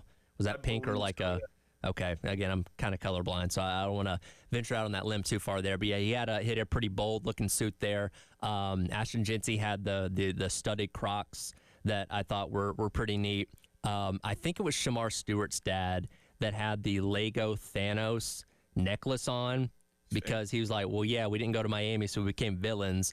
Thanos is the ultimate villain, so we kind of rocked with that. Like, I thought that was actually pretty funny. And I was watching the ABC broadcast, which was College Game Day, where they were interviewing the parents every time somebody would get drafted. And some of the parents had on some pretty good fits. I'm not going to lie. Yeah, no, I mean, the draft, that's one of the cooler things too, of the drafts in general, is the fashion. The WNBA draft, to take it back a little, Russell Westbrook designed George Amor's fit. Mm-hmm. So, I mean, you see all these fancy, fits. I think it's cool. Allows players to, really express themselves, right, in an area where, players don't necessarily get the chance. I mean, you get the tunnel walk, and that's about it. So pop out for draft night. The suits, it's always the best part. I think worst dress of the night, though, has got to go to our boy Adam Schefter. Did you see what he was rocking last night? Not fully. I saw bits and pieces. So he had on, of course, the sport jacket, the dress shirt, the tie, but instead of having like a vest or something underneath that, he essentially had like a thin hoodie on because you could, like, the hood was sticking out of the back of the sport coat. And I think he saw Andrew Whitworth on Thursday Night Football, who likes to wear the hoodie under the sport coat, and it works for him for whatever reason. But when you have the tie in there, it looks kind of goofy, right? Yeah, I'm seeing this now. The New York Post wrote about it, of course. It's bold. I think you kind of have to cut the tie out or just kind of go hoodie, right? Like casual, like admit that it's cold and just kind of go with it. Like, I don't know, Shefty, doing too much, man. Doing too much. Just focus on tweeting the draft picks early, I guess. It's one of those things where you've ever had that friend that think they look really good in something and they're kind of feeling themselves and you're like, bro, listen. It ain't what you think it is. Like, I feel like somebody on the ESPN set needed to get in Schefter's ear and like, bro, you're not him. I'm sorry. Somebody throw Schefter some hand warmers or something, or maybe like an Under Armour or something to wear under that, the whole setup of dress clothes, because I'm sure it was cold. Yeah, so, I think it was like mid 50s when they started, so it probably dipped into the 40s by the time that thing was over with. So the hoodie and the layer was needed for sure. So shout out to Shefty for that. But I mean, I don't know, like the fashion statement of it all is not great. And then I mean, you got to like differentiate the color of the suit too, because the blue blue and the black, it's what are you doing, Shefty? Yeah, it made it stand out a little bit more. Also, and I don't have the time on this. I saw somebody pointed it out. It felt like last night's draft took longer than ever because we started at 7 or started at 8, and they didn't make the last pick till like 11:45, 11:50. I'm like, okay, I know you've got us hook, line, and sinker with football content, but we can speed this up a little bit. It doesn't take 3.5 hours to get through 32 names. I'm sorry. Yeah, and Tyler, to be honest, from what I was watching, a lot of it was, the pick was in, and they were doing extra stuff, right? Like, and I get, like, it's, you want to make the draft, like, an experience for the people that are there, but, I mean, let's hurry this thing up. Like, yeah, I mean, the people there are also freezing, too. We got to get to sleep. You know what I mean? Yeah. People got to get to bed at a reasonable hour. It's still technically a school night. People had to work this morning. So yeah, but the NFL draft, man, the spectacle of it all. It was a fun first night. Excited to see what happens over the rest of the weekend. Joe, I really appreciate you filling in these past couple of days, and we'll talk to you next week. Yeah, absolutely, Tyler. Appreciate you having me on these last 2 days. It's been a blast, as always. And yeah, talk to you next week. Looking forward to it. That'll do it for the Extra Point on your Friday here on The Game.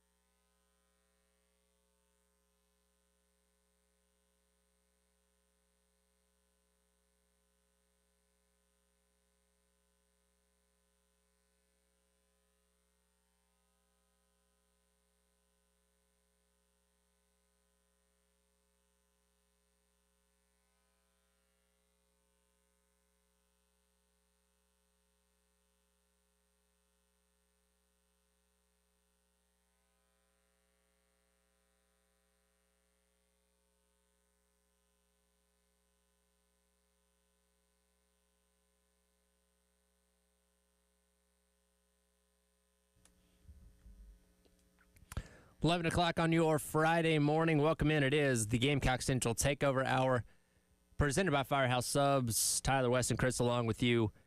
Wrapping up the week here on The Game. Of course, last night, first round of the NFL Draft, and we spent a lot of time hyping it up yesterday. We were hoping to be able to come in here and talk about Nick Amenori getting his name called somewhere in the first round, unfortunately, and these kind of things happen. Once the picks start coming off the board, things start shuffling around a little bit, and unfortunately, Nick does not appear in the first round. Malachi Stark's the only safety taken by the Baltimore Ravens at number 27, though we do expect Amenori to be pretty quick off the board tonight when the second round gets rolling at 7.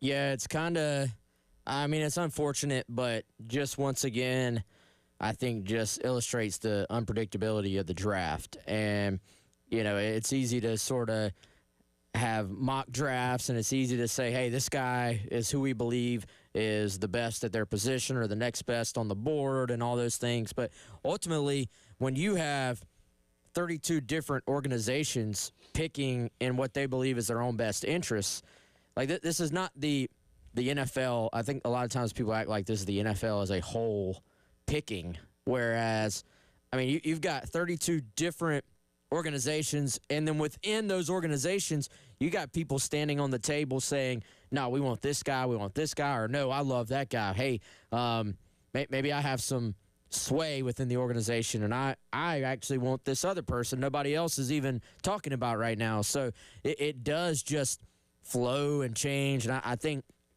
I was talking to somebody yesterday, the first 4 or so picks, even though the second one ended up being by a different team, it actually matched up. And I think most people thought those first 4 were going to be the first 4 in that order. But then after that, it's an absolute crapshoot in terms of trying to predict it.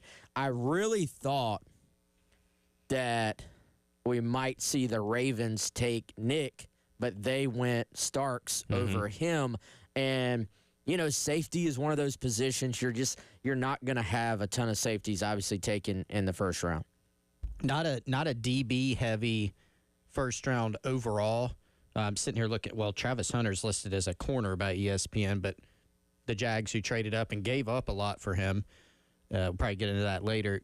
Probably going to play him on both sides, but seems to primarily be thought of as a wide receiver. But other than that, looking through the first round here, you had Jahdae Barron from Texas going 20th. So already, first DB off the board who's not Travis Hunter is number 20. So you're already getting in the back half. Now, Barron played, I think, every spot in the secondary at Texas. Really versatile guy, but probably more of a cornerback. Then you look at the back, Maxwell Hairston from Kentucky is a really good player. Number 30, he's a corner. Like you said, Wes, really the only safety being Malachi Starks. Now, Malachi Starks, remember covering that guy's recruitment, he's a dude. Well, and it was back and forth between which was the true number 1 safety in this class, kind of a 1A and 1B type thing. Starks, different than Nick because, one of the questions that came up with him was, okay, he's not a freak athlete. Like, he's obviously an elite athlete. He's going to play in the NFL. But in a relative sense, he's more of like a 4-5 guy, but really good in coverage. He's just a football player. Like, he's really good. And so, when you get into the back half, these things can happen. It's one team who is targeting a safety, whereas other teams are going to be targeting a different position. So they may love Nick Amenori. They're saying, hey, we got to take a defensive tackle here. We got to take a linebacker here, right? The expectation going in, like, I didn't talk to anybody after the Combine and Pro Day who didn't have Nick as a first-round grade and probably getting drafted in the first round. So that was the expectation. We weren't talking about it in the lead-up as, well, we think he could. We hope he could. It was kind of more of an expectation, but these things can happen on draft day. Yeah, they can. And, I think it also reiterates, hey, first-round grade does not necessarily mean you get drafted in the first round, especially, once this thing – every draft, I think, kind of just takes on a life of its own at some point. And, if you just kind of shake the magic crystal ball and start picking different guys, that's going to maybe change who the next team picks, and then so on and so forth. And so I think for Nick, unfortunately, you could see once this thing started dwindling down, the writing was a little bit on the wall. It was like, wait a second, this may not be happening tonight. And, certainly hate it for him. But who knows, guys, how many teams were, maybe between one player and Nick Emmanwori, and at that point you're just splitting hairs. Like, what, it could be any one little thing that has one team say, well, you know what, we're going to take that guy over this guy. And when you're talking about a 1A and a 1B potentially, it could really be anything that put the other guy over the top over Nick. I do think that while it might be a surprise that he didn't go in the first round, are we going to be more shocked? Is that the better term if he's not going in the second? I think that's probably where I'm at. Yeah. Because, if you're going by the best available that everybody has, Nick's not only the best available safety, but he's up there in the top 5. I mean, ESPN's got him as the number 3 overall best available. Now, that's just a guide. That's not like what NFL teams aren't going, all right, let's draft off the NFL.com or the ESPN.com list. But Emmanwori, Kevin Winston Jr. from Penn State's another safety that is highly thought of. And that there's on the best available, there's a decent gap between those two. So that's right. The thinking is that it's definitely be Emmanwori, the next safety off the board whenever, and there's a lot of teams in the market for it, need one or coming up to make that pick. And look, I think people are looking for, Nick wasn't thought of as a top 5 picks. Like you said, Wes, like people kind of had outlined what the top 4 or so in this draft was going to be. And then after that, it's like, hey, here's, 25 to 40 guys who could all go in the first round, and we'll see how it shakes out. I think people are looking, I've seen a little bit of this on social and even on our site, like, oh, well, what happened? Nothing really happened. This isn't some huge slip. Scouts aren't looking at the bowl game decision. I don't think any of that has anything to do with it. I think it's just kind of, like you said, Wes, how the draft played out, because you look at some of the other guys, nothing has happened to Mike Green from Marshall, to Donovan Ezeraku, who had 16 and a half sacks last season for Boston College. There's some great players still remaining where they're still just great players. They just haven't been picked yet. And I went back this morning and looked at, it was kind of the combined Field Yates, Mel Kiper final mock draft before yesterday, and they got 26 of the 32 picks right in the first round. But Will Johnson, who's thought to be the best available player left at cornerback from Michigan, they had him at 13. Mike Green, the edge from Marshall, at 15. Obviously, we know about Emmanwori. Shador Sanders had him at 29. Chris Schweichinger, the linebacker out of UCLA, at 26. And then Ezeraku, the edge from Boston College, at 32. So, again, they got most of it right. But these are highly thought of guys that are still waiting to hear their names called as we go into round number 2. The only other thing, the one thing to consider that I do have some knowledge of with Johnson from Michigan is that he does have a knee that is kind of in question right now. So that's probably maybe the reason for the slip. The other guys, though, just different needs, might be a little higher or lower on different people's boards. Yeah, and what are the needs of the top? If he doesn't, you may be saying, well, hey, he was supposed to go first round. That means he's definitely going to go with the first pick of the second round. Well, hey, that's the Browns. First of all, I wouldn't wish that on anyone. Please, let's not. Second of all, I mean, are they not probably going Shador at this point? I mean, they were linked to Shador in the first round. Yeah. I also thought they were going to sit and wait for Travis Hunter, but they traded that away. So Mel Kiper is going to have a fit if they don't. Listen, I thought he was going to have an aneurysm on screen last night because I don't think anybody uttered the word. I don't think he uttered any other name more than Shador Sanders over the course of 3.5 hours last night. I mean, yeah, and there's some good players left too. Like here's the thing. Yeah. We're talking about, so there's only 32 spots in the first round, obviously. We're talking about the elite of the elite. Luther Burden is sitting there available, the wide receiver from Missouri, who was a 5-star guy, stud. We saw him catch what could have been the game-winning touchdown pass, 5 minutes from here at Williams-Brice Stadium. So, I mean, there's a lot of really, really, really good football players. Add in an extra really there for Shane Beamer. That are still available. So, right, I mean, looking at this random mock, this is from Matt Miller, he's got Nick 42 overall to the Jets. So that's still getting a little bit deep into the second round. But, I mean, I don't see any way he's lasting through the second round. Like No, he he's going to shouldn't. get picked Yeah. in the second round, I would imagine. It could be that we see, do we say up to 3 Gamecocks picked today, second, third round, starting tonight, up to 3, but possibly just 1. Like Nick Eamon-Warrior's getting drafted in the second or third round. Otherwise, we are going to be coming in here on Monday going, all right, something did like what did happen? Why was this so off?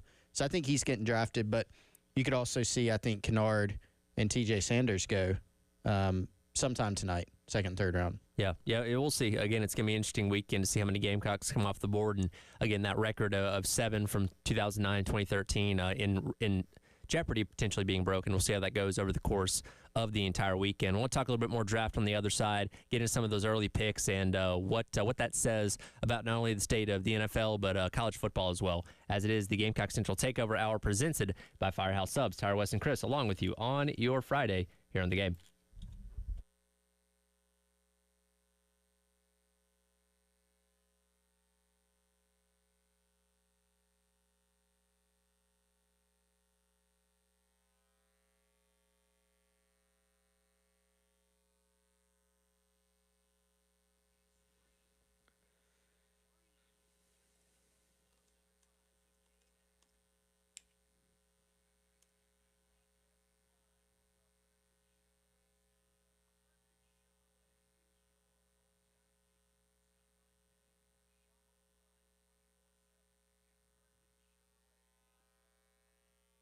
All right, folks, you know what? This show presented by our friends over at Firehouse Subs.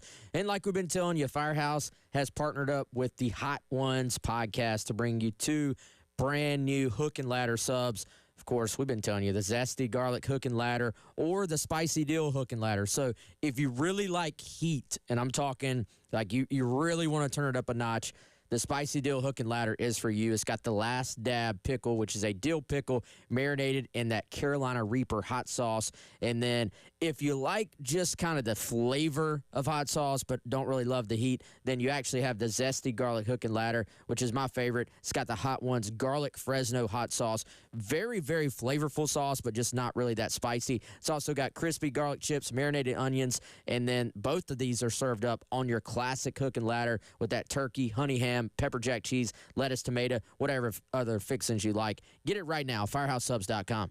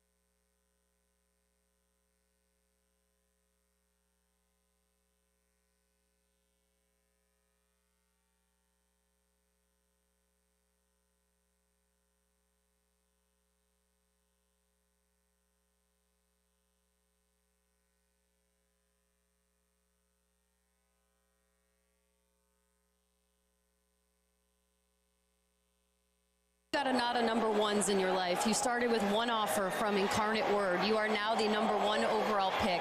How does this moment feel to you? It's special. God did everything for me. Him, myself, my family. And I'm just blessed to be here. I'm ready to get to work with the Titans with my teammates. And I'm just ready to get the process going. We've seen you playing football, playing catch in the back all night long. You're staying loose. How ready are you to get to Tennessee and show them what you got? Well, I'm ready.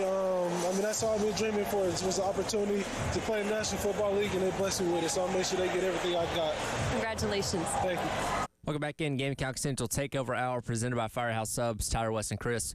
Along with you on this Friday, breaking out what happened in last night's first round of the NFL Draft. That, of course, was Cam Ward, who went number 1 overall to the Tennessee Titans, the expected first pick last night, talking after he did get picked up by them. And you heard them allude to it at the beginning of the interview there. This is a guy that started off as a 0-star recruit. Nobody was looking at this guy out of high school. Goes to Incarnate Word, a place that I'm sure a lot of people listening didn't know existed until a couple of weeks ago when they started hearing about Cam Ward and his draft buzz. Ends up transferring to Washington State. Balls out there, ends up becoming the hottest quarterback in the portal a year ago, ends up in Miami, has the season that he has, and has obviously earned his opportunity to be the number 1 overall pick. And, that is one of the better stories we've had out of first round of a number 1 overall pick in these past handful of years for the journey to get here, and obviously being able to utilize where college football is now with the open transfer rule, being able to go anywhere at any time to get him to this point where he was able to eventually become the number 1 pick. It's a pretty remarkable story. Yeah, how the heck did this guy not have any other offers? I think he ran like a wishbone type of offense in high school, so he didn't throw it a lot. Ran the wing tee. Still, good grief. Yeah. I remember. Good find by Incarnate Word, by the way. Not bad at all. They've had some guys. They have some other guys. Out of Texas. And one of the guys, there's an older tweet that was dug up, whatever. It was a tweet back then when it was posted, actually. Ryan Broninger, who works for TexAgs, who covers Texas A&M, and he does a really good job of going around the state of Texas. And he showcased Cam Ward, back in high school and said, hey, this is a sleeper quarterback, which he certainly was. So, I mean, you're right, Wes. Even playing in that type of offense, you're like, all right, did he not do camps? Like, what's the deal here? And I was looking through, there's a great piece by Charles Power, the director of scouting and rankings for On3, and just compares like, hey, here's how all the recruiting networks ranked each of the first rounders, and we could get into that later. But it wasn't like sometimes you see prospects say, I was a 2-star, because maybe they weren't, every site ranked them a 4-star. Maybe one of them did. But legitimately, On3 wasn't even around doing their own rankings at this time. But none of the other services had this guy ranked. It wasn't just like one of them didn't rank him. Like none of them did. So what a story for him to go to that, couple different stops to being the number 1 overall pick. Yeah, I mean, that is a trope at this point. I was a 2-star back in the day. Nobody's a 2-star anymore. I don't know if y'all noticed. The 2-star does not exist. That doesn't happen anymore. When did that go away? Is there a timetable on that, or it just stopped? Gradually started going away. I mean, I haven't seen a 2-star in 10 years, I feel like. Either a 3-star or unranked. Yeah, you're a 3-star, 4-star, 5-star, or you're unranked. There is, because nobody, I think it's a perception thing. Nobody wants to hear from mom and dad, oh, you ranked me a 2-star. And people probably got tired of hearing on draft day, well, ESPN said I was a 2-star back in the day. Actually, we didn't, because that doesn't exist anymore. So I don't know. You're a low 3-star instead of a 2-star anymore. But yet, I mean, you said it, Chris. Unranked, and then On3 before inception. And just a great story of perseverance for Cam Ward, of navigating. We talk about the portal. Sometimes we kind of have a side eye at people for transferring a bunch. But, I mean, Cam took a step up every time he portaled. And good for him, man. First overall pick. So I was at a concert last night. I was tracking the draft. I was not watching. I saw some complaints online. Did y'all agree that ESPN did not give Cam enough attention as the first pick? 1,000%. Yep. And there was multiple versions. You could watch ESPN with Kuiper and Greeny and all that. You could watch ABC that had the College Game Day crew, and then you had the people on the NFL Network. I was kind of going back and forth between ABC and ESPN, but on ESPN, literally right before Goodell announces the first pick, they're showing a Shedeur Sanders video package. Right after they make the pick, they go to Schefter to talk about the trade of the Jaguars and the Browns. So you didn't even see the Cam Ward interview, I think, until later on. I had to search for it to pull that clip because it wasn't like they didn't get him as he's coming off the stage because they were talking about the pick. So, yeah, they kind of glossed over him pretty quickly once he got picked. Yeah, and I could see how watching it would come across that way. I will say this, though, man.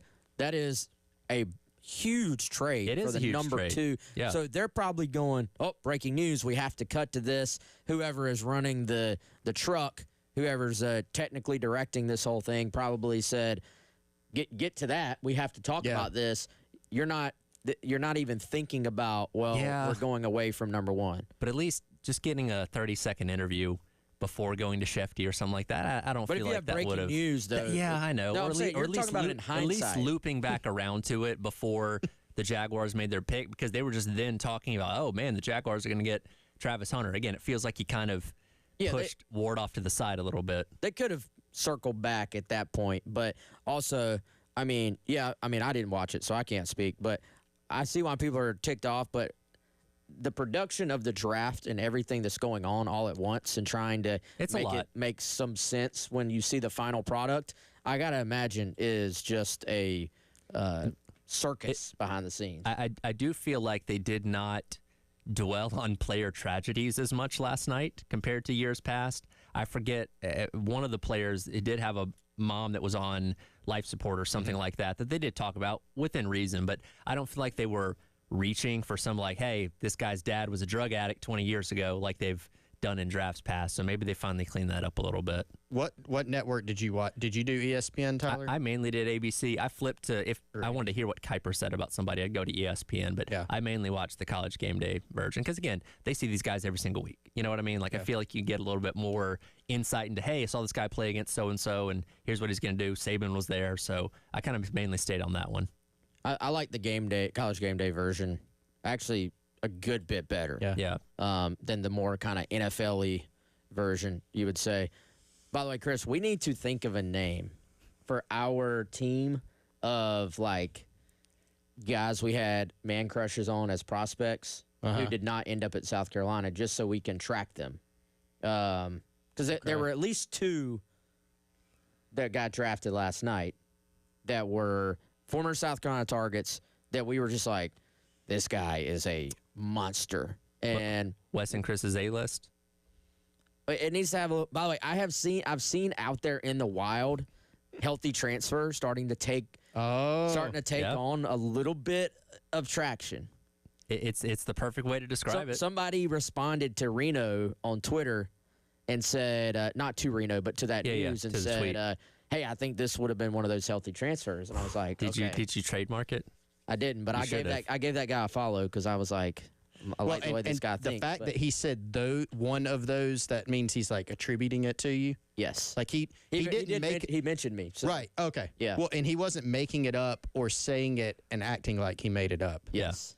Yes. You need to start putting a little trademark or TM. We'll get to the transfer guys here in a minute, but Abdul Carter was firmly on the list of makes sense.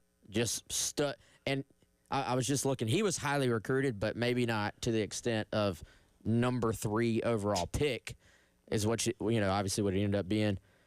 Amarian Hampton actually maybe could have been on the list as well, but James Pierce was the other one I was thinking. Those are all painful. Yeah, James, a former Gamecock target from Charlotte area, who just was a highly recruited guy too, but the industry was all over the place on him, man. On 3 had him number 11 overall. Our boys at ESPN had him a 3-star. The disrespect. I was a 2-star. I wonder if he's like, I was a 2-star. Like, actually, on 3 had you, like, the number 11 overall player. He was, that was when South Carolina, and that was a class where they really needed another edge. 2022 class, I think. And they tried to recruit him, and he was going to take his recruitment to February, but he signed early, signed with Tennessee, and that one hurt. How do you guys feel about the McMillan pick for the Panthers? He's not a guy I was as familiar with. Now, some of the highlights I've seen floating around, good God. Yeah. He's big. Good at catching that contested ball. The questions are in his separation ability, which that could be a problem when you get to the NFL. But the Panthers fans I saw, I think would have preferred maybe go defensive because that is an area of need as well. But you've at least got another target for Bryce Young now. Well, when you're the Panthers, you have a lot of needs. That's true. That's true. That's why I couldn't even get excited about it. 'Cause, oh man, this guy's good. Oh, we should have gone. But then you could just play that over and over. Sure. If they would have picked defense and been like, we don't have any receivers. They have a lot of needs, which is why they're picking that high. Really, that is true. Hey, they showed some promise towards the end of last year. They did. Maybe it won't be a dumpster fire this year. Hopefully not. How about the Eagles just being like, yeah, this superstar SEC stud just fell to us again. We're just going to keep loading up our defense with SEC people. I think their board is just Georgia and Alabama guys. I think that's it. Like, all right, we'll get one of those two, and it'll work. Which, by the way, the Falcons finally took a bulldog. Finally, for the first time in organizational history, they've taken a Georgia player in the first or second round. The long national nightmare is over. I couldn't believe it. I was shocked. I thought the Panthers may take him. Yeah, take Walker. I mean, he was pretty highly thought of. It's nice to see a team addressing its glaring need. Because last time the Falcons had a double-digit sack guy was 10 years ago with Vic Beasley. So they get Walker, 6.5 sacks last year at Georgia. They get Pierce at the end of the first round. So they finally addressed an area of need, which is great to see because they haven't done that in a long time. Well, great to see for Falcons. For the Falcons fan, yes. I don't really care for it, quite frankly. Listen, we've all been suffering in the NFC South as of late. That's true. That's true. Tampa's been riding the highest out of everyone, but the other three teams struggling, to say the least. We'll get into some of the transfer portal news that did come out yesterday. Alluded to a second ago, Dante Reno deciding to enter the transfer portal. We'll dive into that and Ja'Kai Moore as well. Coming up next, it is the Gamecock Central Takeover Hour presented by Firehouse Subs here on the game.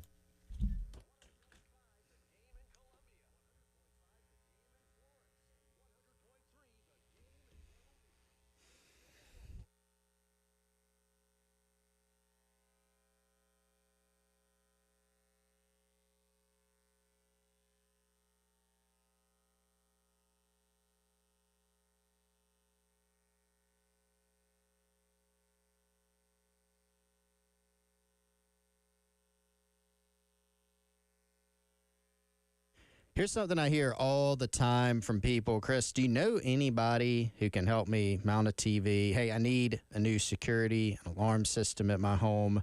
Need new audio, video. I want to put in some wireless speakers. I want a man cave. I want an outdoor patio. Do you know anybody? And I sure do. It's Integrated Media. Michael and Nathan and their entire team, they've been to my home. They've been to Wes's, and they can come to yours too. They can source the equipment for you and professionally install it. They can also even advise you on your service providers. So they are a complete, true one-stop shop for all of your home's audio-visual needs, whether you have an existing home, if you're moving, new construction, you can trust them. IntegratedMediaInc.com. If you want to check out some examples of their past work, smart homes, home theater, audio, video, TV installations, security and cameras, and whatever else you can think of, Integrated Media Columbia on Instagram or Facebook. You can also call them 803-948-8327.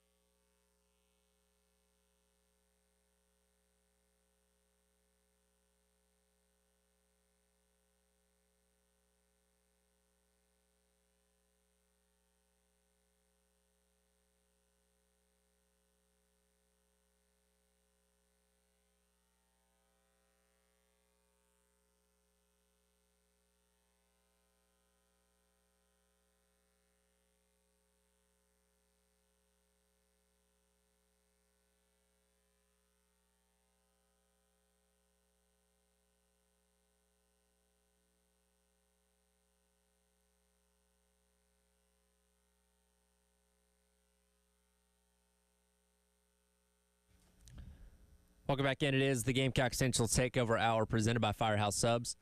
Tyler West Coaster along with you on your Friday here on the game. I want to let you know, you've watched football at Williams-Brice Stadium. Now you have a chance to play golf inside of it. Upper Deck Golf is coming to Columbia May 9th and 10th.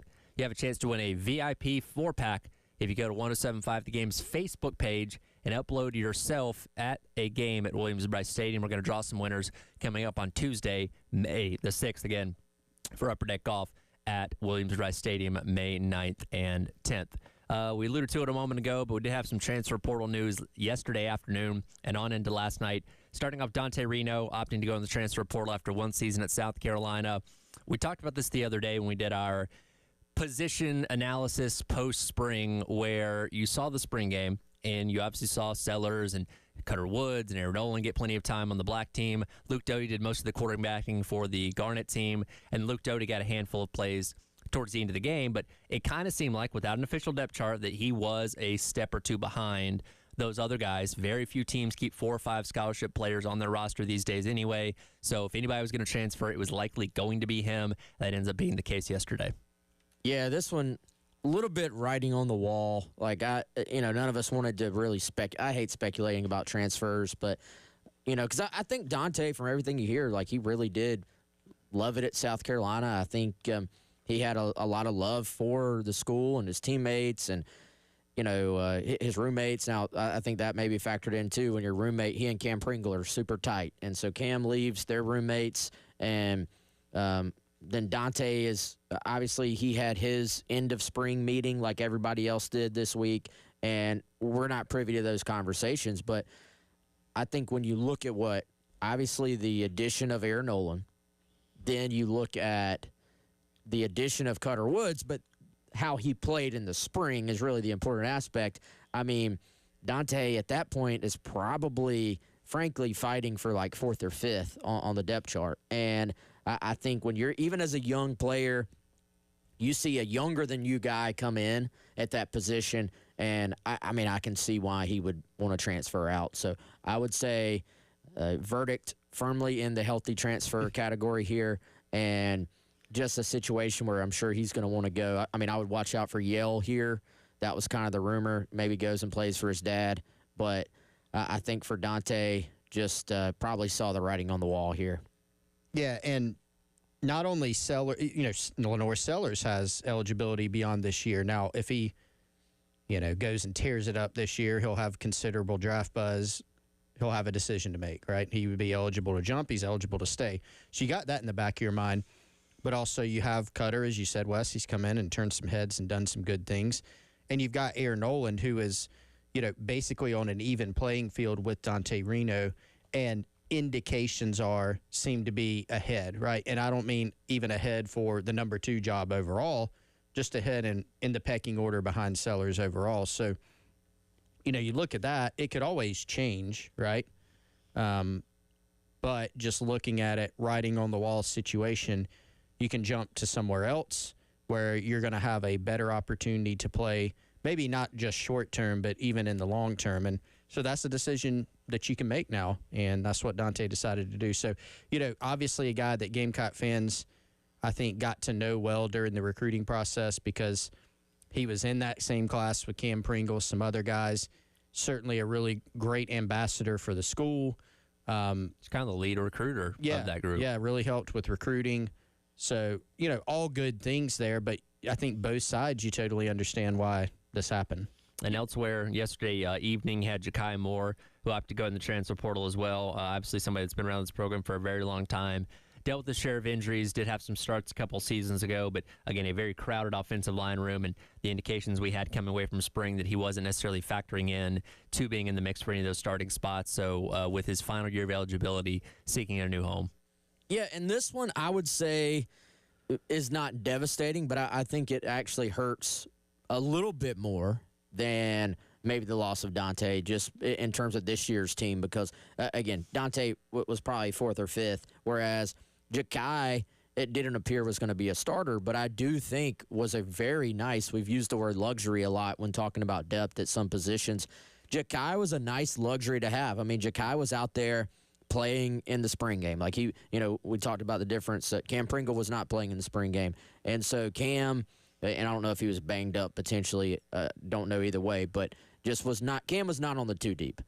Ja'Kai Moore was on the 2 deep, you would assume, because he was out there among the 2 teams. And so I think having a guy like Ja'Kai who has played a lot, a guy who has played guard and tackle, and really was, I think, a talented player. Just the injuries have derailed his entire career to this point. It would have been nice to have Ja'Kai around in case a guy gets banged up and he has to slide in at guard or tackle. However, there's 2 sides. When you look at it from Ja'Kai's standpoint, he's probably going, man, Coach, I've loved it here. I've been here half my life, and I want to play my final season. So you certainly can understand that from Ja'Kai's standpoint. This is not the loss of a starter. This is not an alarming loss, but I do think, if we're being completely honest, he's a guy that you would have been okay and maybe feel pretty good about having him back just as a luxury depth piece. Yes, definitely a depth piece. If he's not a starter, that would be fantastic to have, because, I mean, 6 years going into the 7th, has played in 44 games. Has not just played in 44 games, he started in 28 games, right? So this is a guy that's played a lot of football. He's also played 4 different spots. Like, he's played all of them except center for you.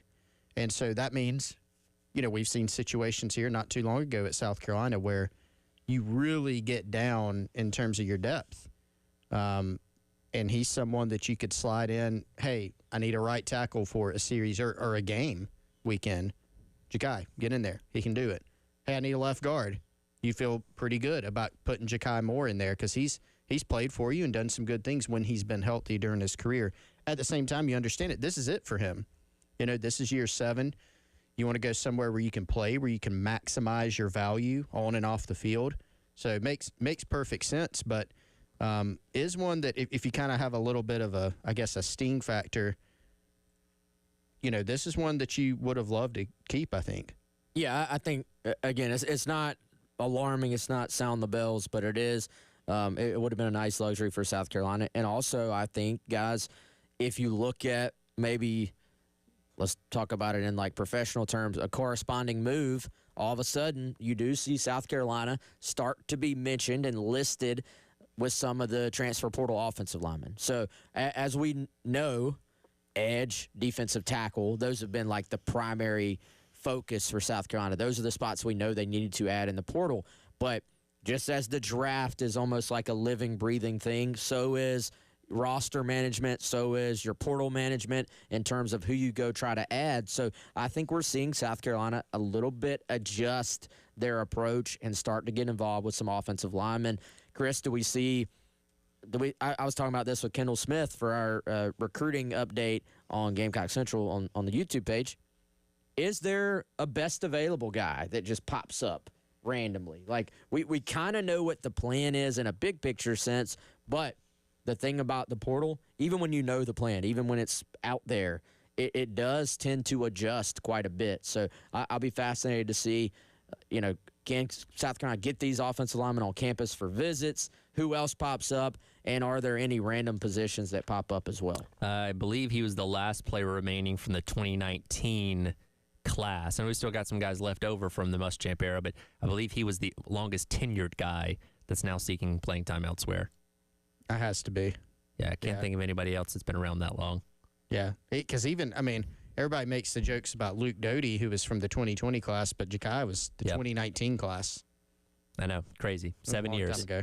Wow. I had it in my mind that Ja'Kai was going to come back, get healthy, and was going to be a guy who stepped in at some point this season. And I thought it was going to be really cool to see somebody just not. We see 6, 7. Wasn't there a 9th-year player somewhere? Yeah, McCormick with Miami last year. He'd been around since, I think, 16. Yeah. Good pull, Tyler. There's no way I would have pulled that guy's name. Cam Rising was in the 2018 class. He's still going. So, but for it to be at one school, yeah, that's crazy. I thought that was going to be really cool. But I certainly get it. Wish Ja'Kai well, man. He was always good to us. Just a likable guy, and it feels fitting. I'm seeing that quarterback T.J. Finley has Also entered the transfer portal. So he's going for the very rare, I believe, 6 schools in 5 years. So I cannot wait to see his On3 graphic that has the logos at the bottom. It's going to be jam full of logos Just at the got bottom a of that question thing. mark on the bottom. Yeah. Or somebody throwing their hands He's up. collecting helmets like Infinity Stones at this point. He should transfer to LSU. Just to round the whole thing out? Yeah. Sure. Time is a flat circle. That'd be funny. We'll come back and wrap up today's edition of the Gamecock Central Takeover Hour. Presented by Firehouse Subs. How good did the SEC and the Big Ten do in round 1 of the draft last night? We'll discuss that next here on your Friday on The Game.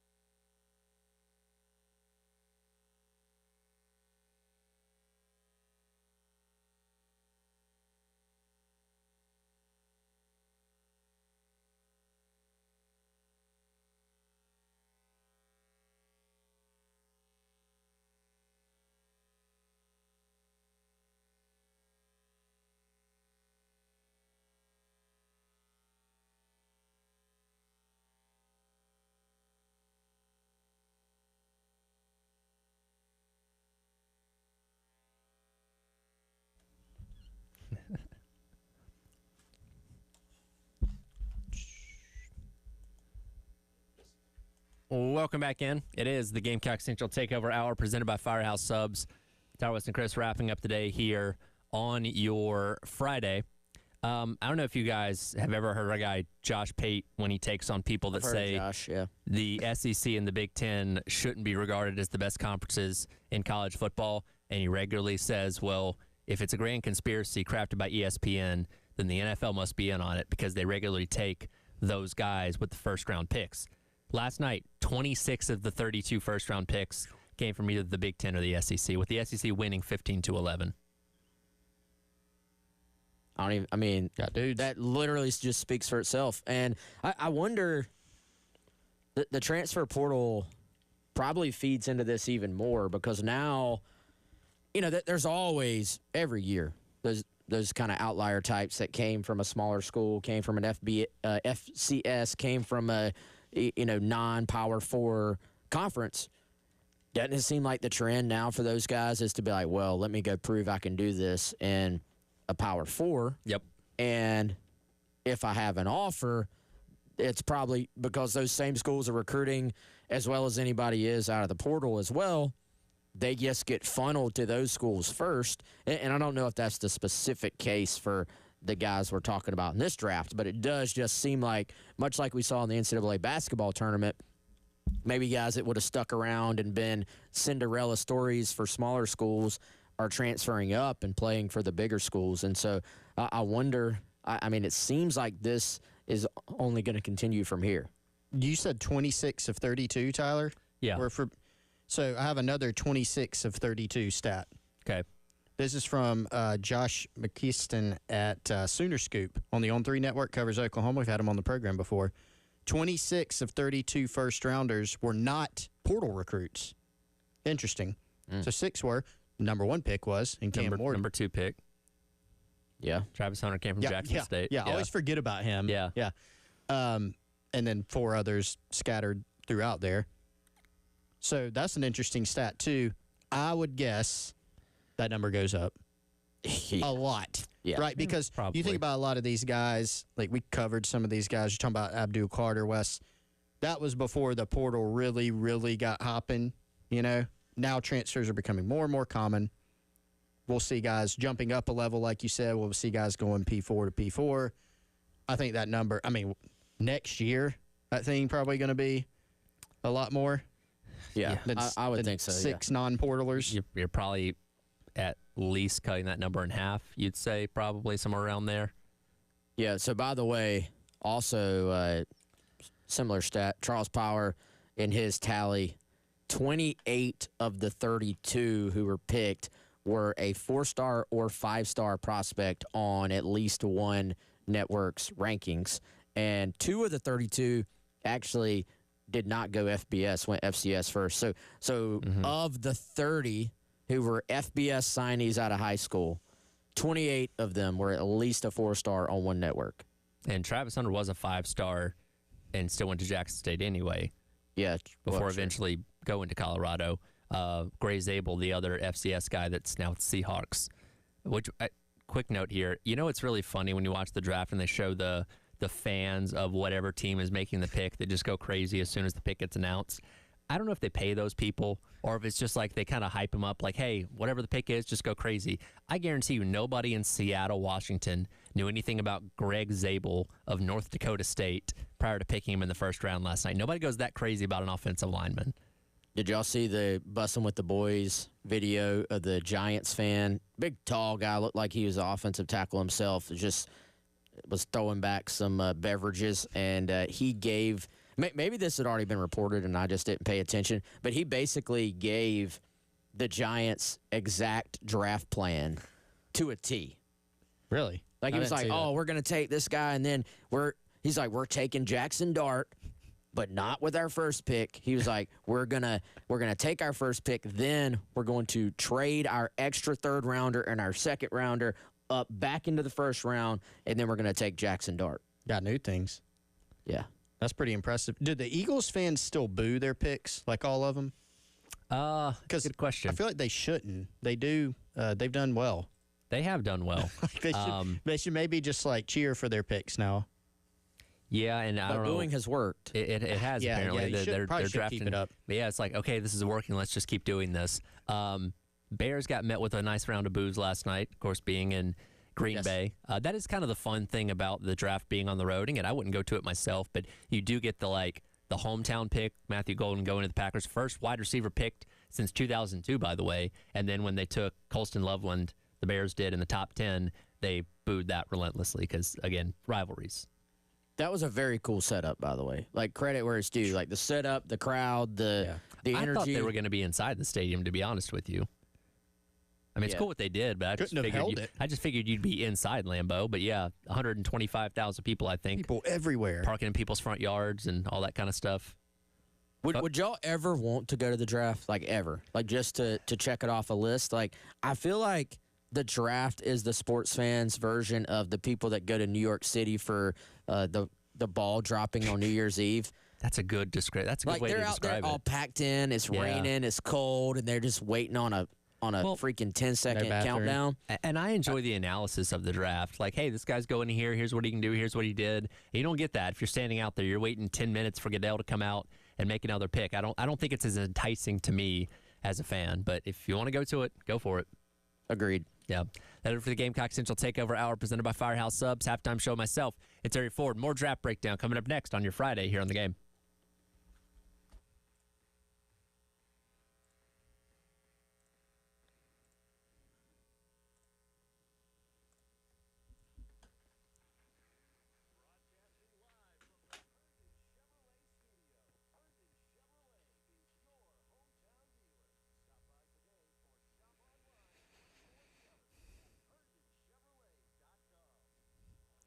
All right, everyone, another one of our great partners here on the game as we close things out this hour is our friends over at Game Day Men's Health. If you found that your quality of life is diminishing, it could be low T, so you can go check it out. Get it checked out at Game Day Men's Health, 115 Atrium Way in Columbia, right in the Northeast Columbia area, conveniently located near I-77 and Two Notch Road. They have personalized treatment plans that are designed by licensed providers. They also provide medical weight loss solutions for improved confidence and health. Tests are available to check your levels with no obligations, and most patients feel results like better sleep and mood within weeks. Clinics nationwide serving men in 48 states. Go to GameDayMen'sHealth.com to find the location nearest you. Again, conveniently located in Northeast Columbia, 803-265-3161.